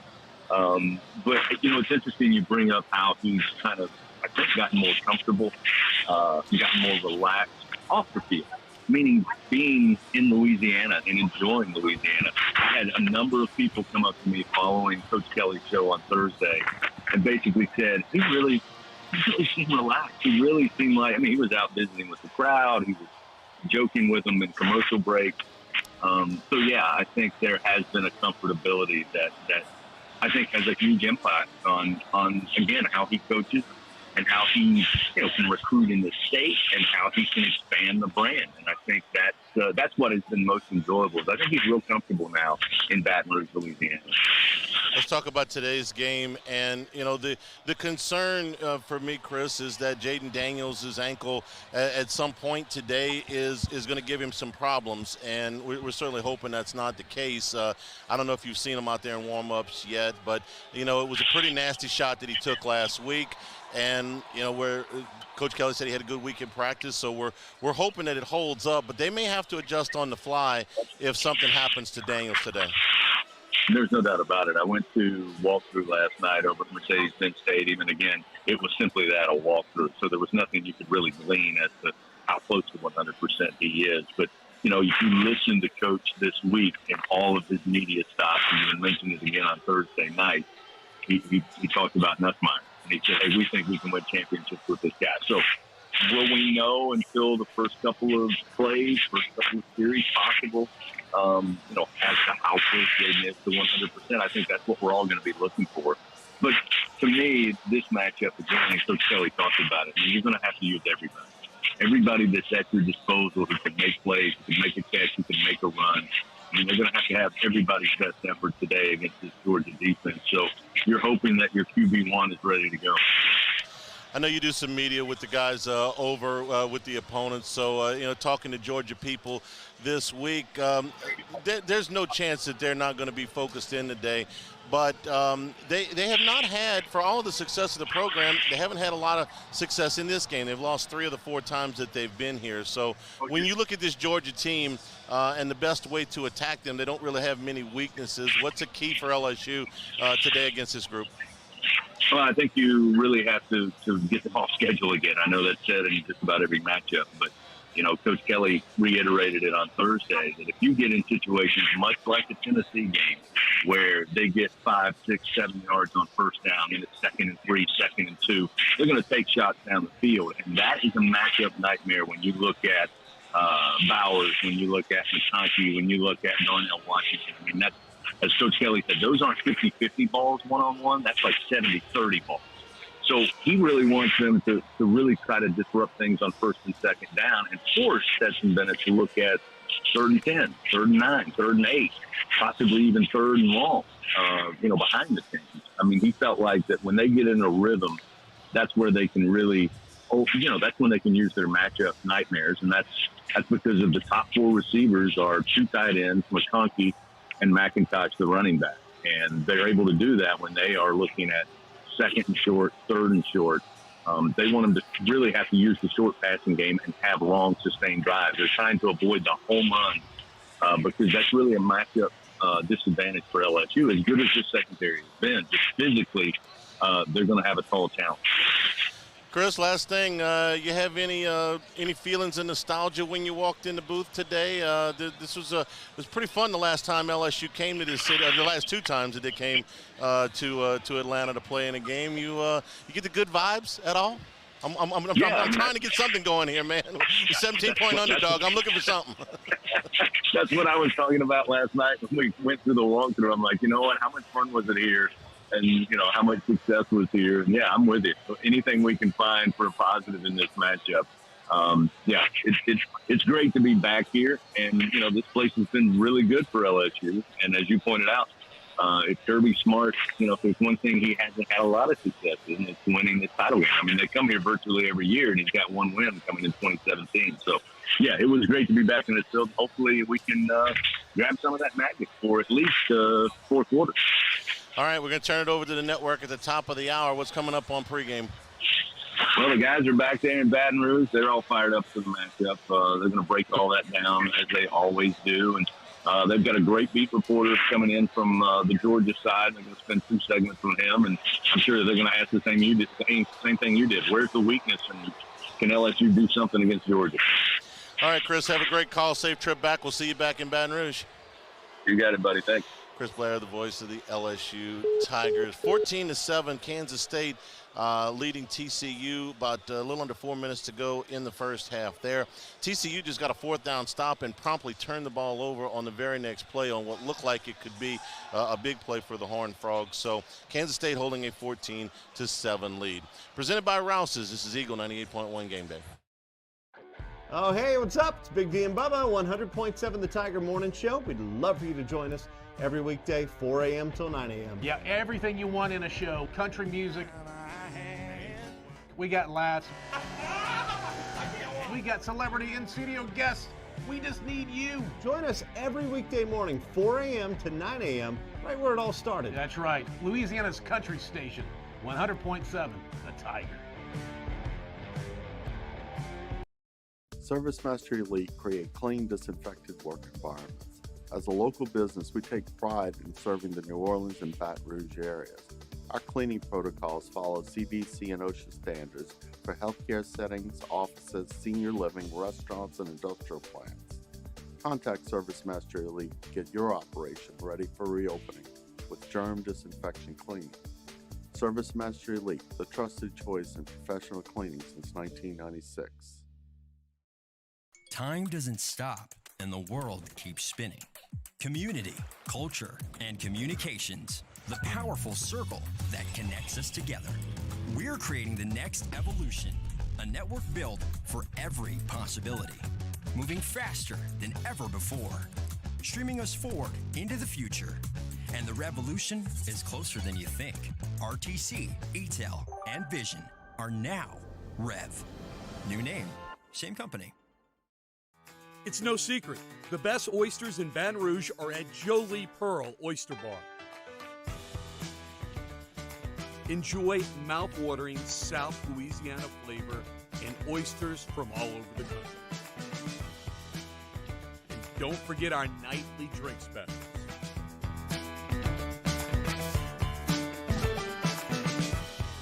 Jolie Pearl Oyster Bar, located in downtown Baton Rouge. Eli's always been into grilling. It took us a while to see it, but the signs were there.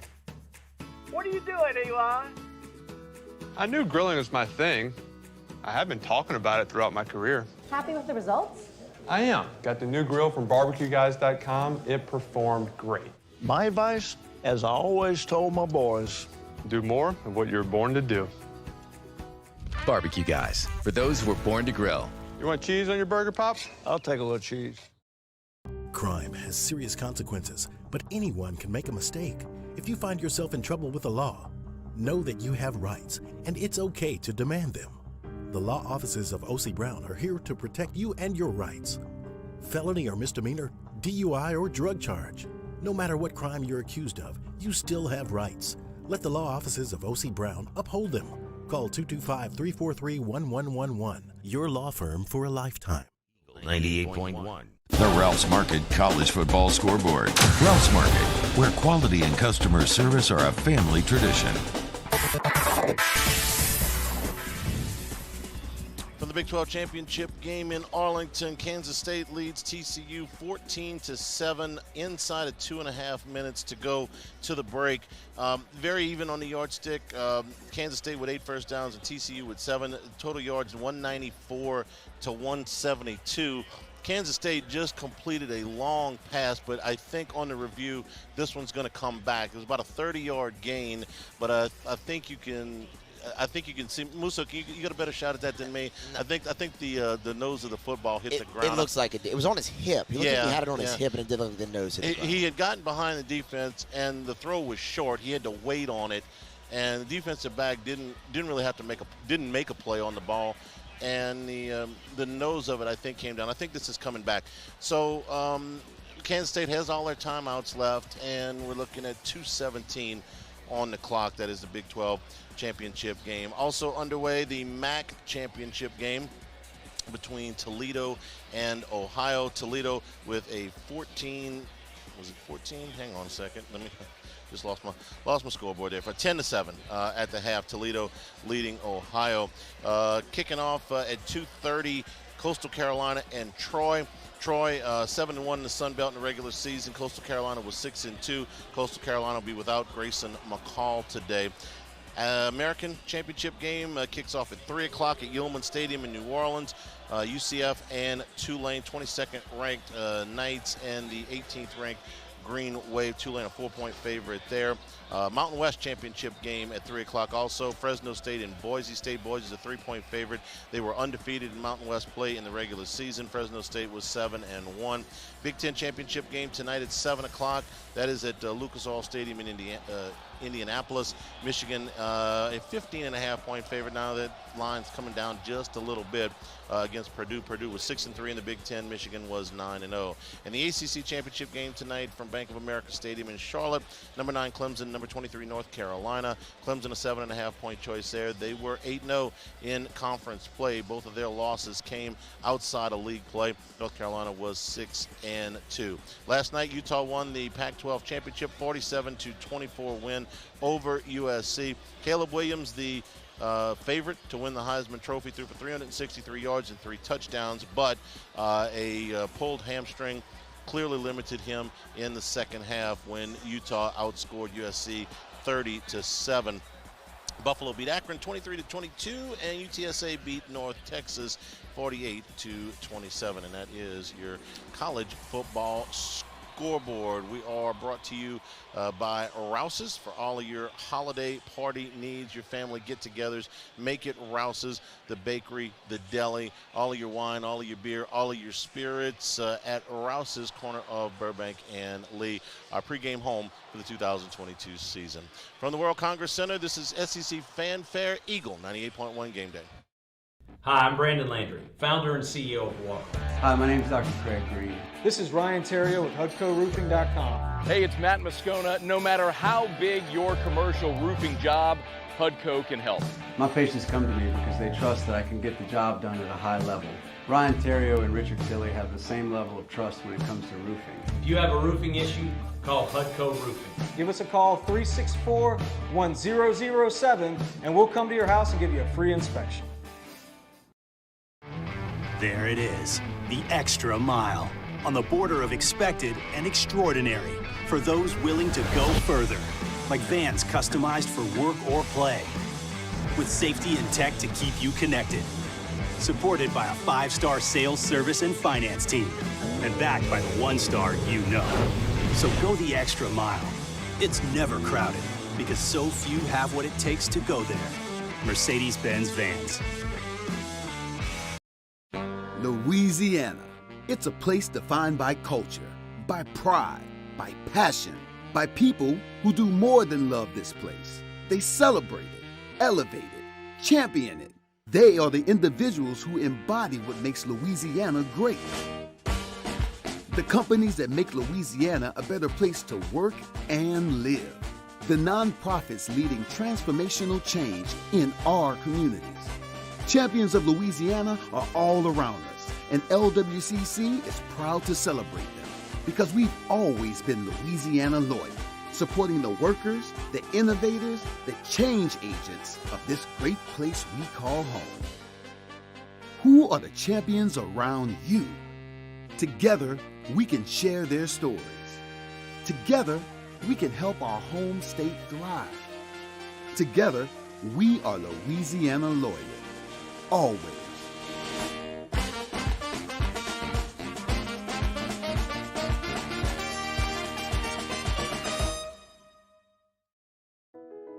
I've been doing business with Luba for 25 years. They're dependable, trustworthy. It's just the attention to detail with our clients. Our folks have years and years of experience. They're highly trained professionals, but many companies have that asset. What I'd like to think makes Luba a bit different is that we use those talents in a way that truly is dedicated to serving the needs of the folks who depend on us. Oh, hey, what's up? It's Big V and Bubba, 100.7 The Tiger Morning Show. We'd love for you to join us every weekday, 4 a.m. till 9 a.m. Yeah, everything you want in a show. Country music. We got laughs. We got celebrity in-studio guests. We just need you. Join us every weekday. 98.1.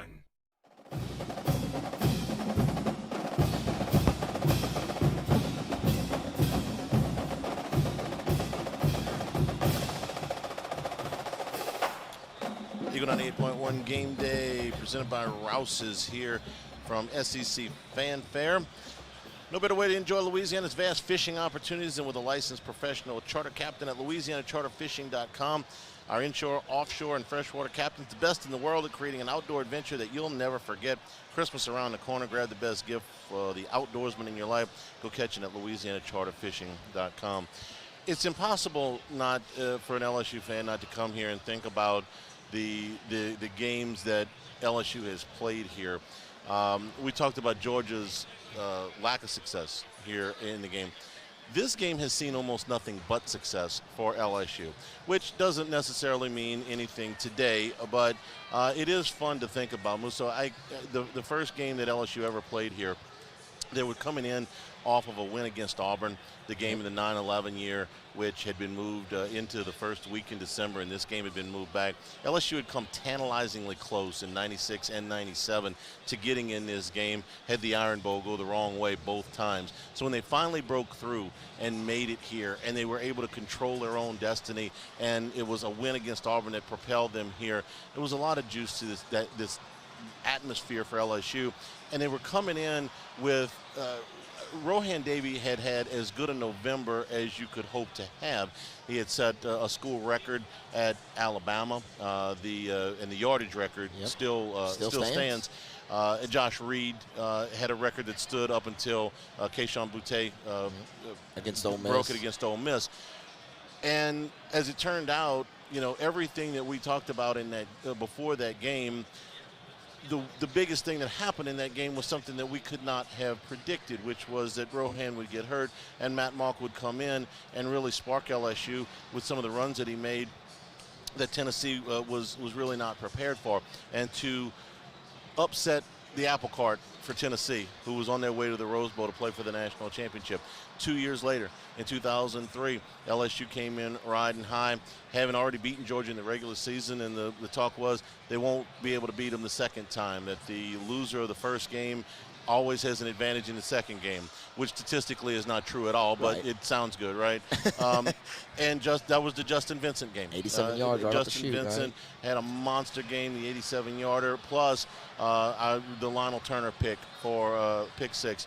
Big play in that ball game. And LSU beat Georgia much worse than they had beaten them in the first game.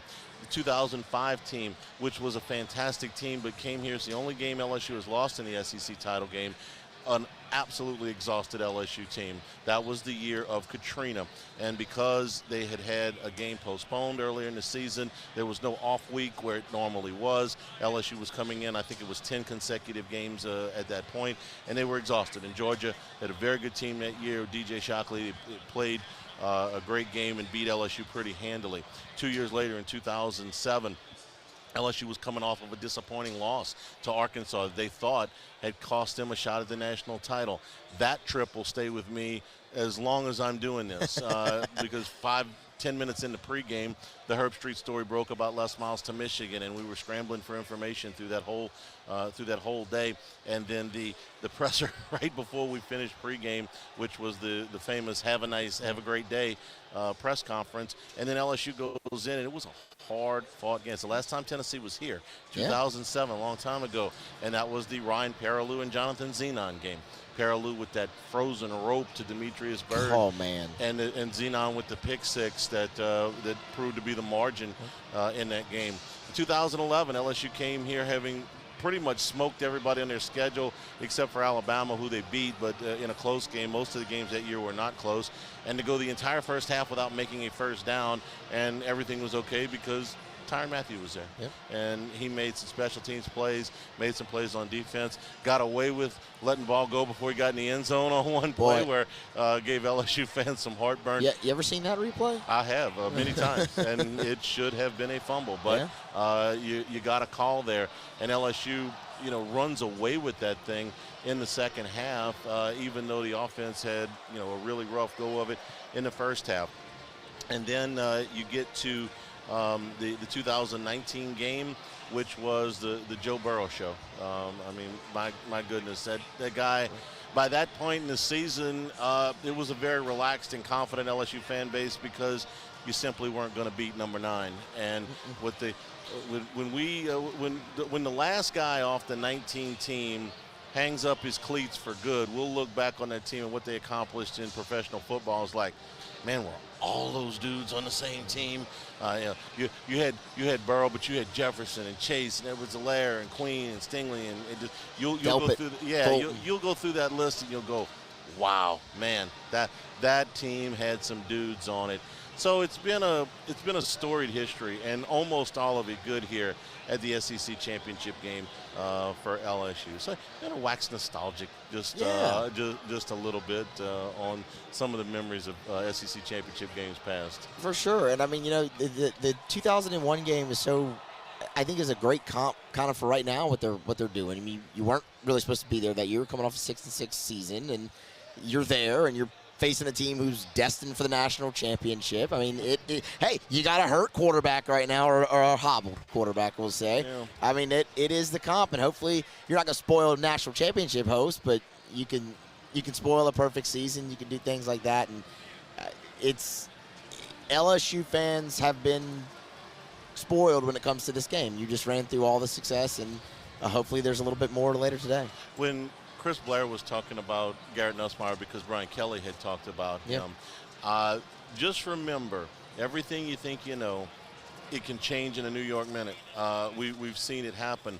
And let's say that at some point Daniels is not able to go and Nussmeier has to go in the game.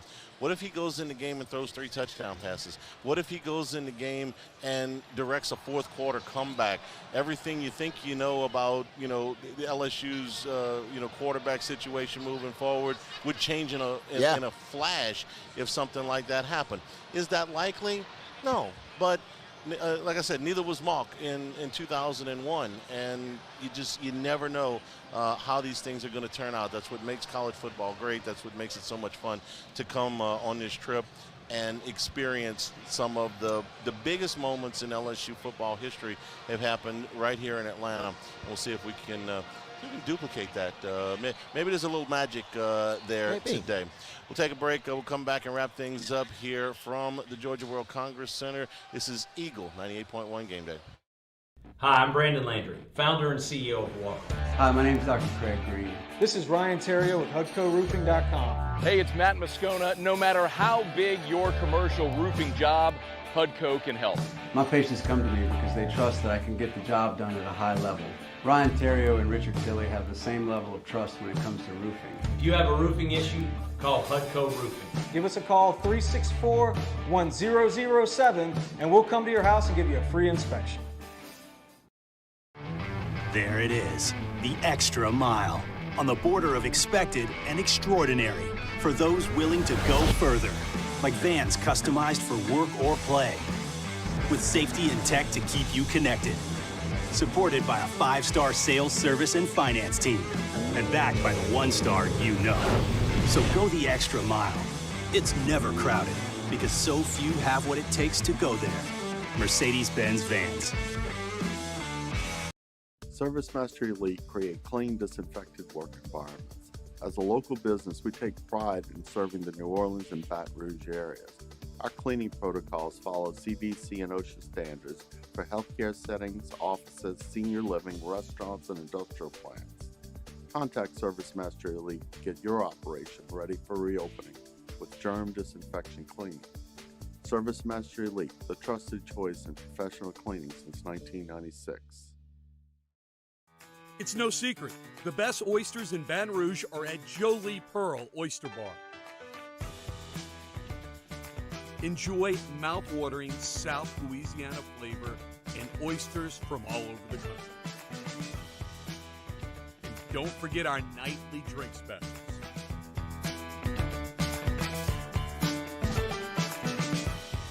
Jolie Pearl Oyster Bar, located in downtown Baton Rouge.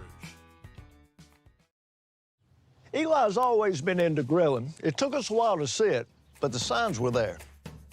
What are you doing, Eli? I knew grilling was my thing. I have been talking about it throughout my career. Happy with the results? I am. Got the new grill from barbecueguys.com. It performed great. My advice, as I always told my boys, do more of what you're born to do. Barbecue Guys, for those who were born to grill. You want cheese on your burger, Pops? I'll take a little cheese. Crime has serious consequences, but anyone can make a mistake. If you find yourself in trouble with the law, know that you have rights, and it's okay to demand them. The law offices of O.C. Brown are here to protect you and your rights. Felony or misdemeanor, DUI or drug charge. No matter what crime you're accused of, you still have rights. Let the law offices of O.C. Brown uphold them. Call 225-343-1111. Your law firm for a lifetime. Time doesn't stop, and the world keeps spinning. Community, culture, and communications, the powerful circle that connects us together. We're creating the next evolution, a network built for every possibility, moving faster than ever before, streaming us forward into the future. And the revolution is closer than you think. RTC, ATEL, and Vision are now Rev. New name, same company.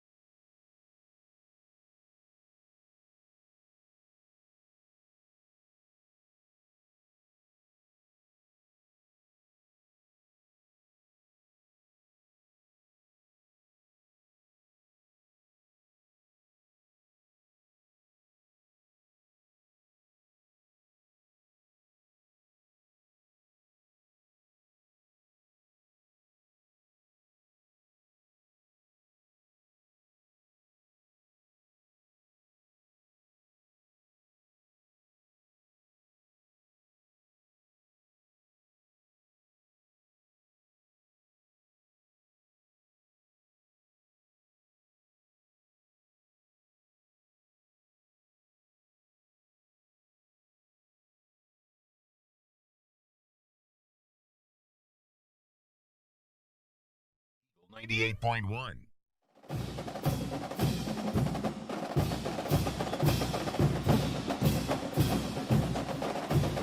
Eagle 98.1 Game Day winding down here from Fanfare, the World Congress Center next to the Mercedes-Benz Dome. Musso, there is a time when you have said everything you can say, done everything you can do, the haze in the barn. Think of it like a final exam that you've been studying for, and at some point you just got to go, just give me the damn test, okay? And that's what it is for LSU. This has been 3 weeks in the making. They had this spot clinched weeks ago. The anticipation for this game, the highs and the lows, the win against UAB, the loss against Texas A&M. They've had a whole week, to get ready for this thing, for this specific game. Kick the football. Let's go. And the last thing I would say, to the team, have fun. There's an old Skip Bertman saying he used to use a lot. It said, "Don't let the pressure override the pleasure." It's supposed to be fun. This is a game they'll, hopefully always remember. So go out, have fun, let it fall, however it falls, but don't leave anything out there, and hopefully things will go out well for LSU. We'll be back 90 minutes after the end of LSU and Georgia. Will be at the Big Kahuna, just about a block from the Hyatt in downtown Atlanta. Gordy Rush will be joining me on postgame. We hope to hear from you. For Matt Musso and all of us here in Atlanta, everybody back at the flagship, I'm Charles Hanagriff saying thank you and good afternoon. Stay tuned for the network pregame. This has been Eagle 98.1 Game Day.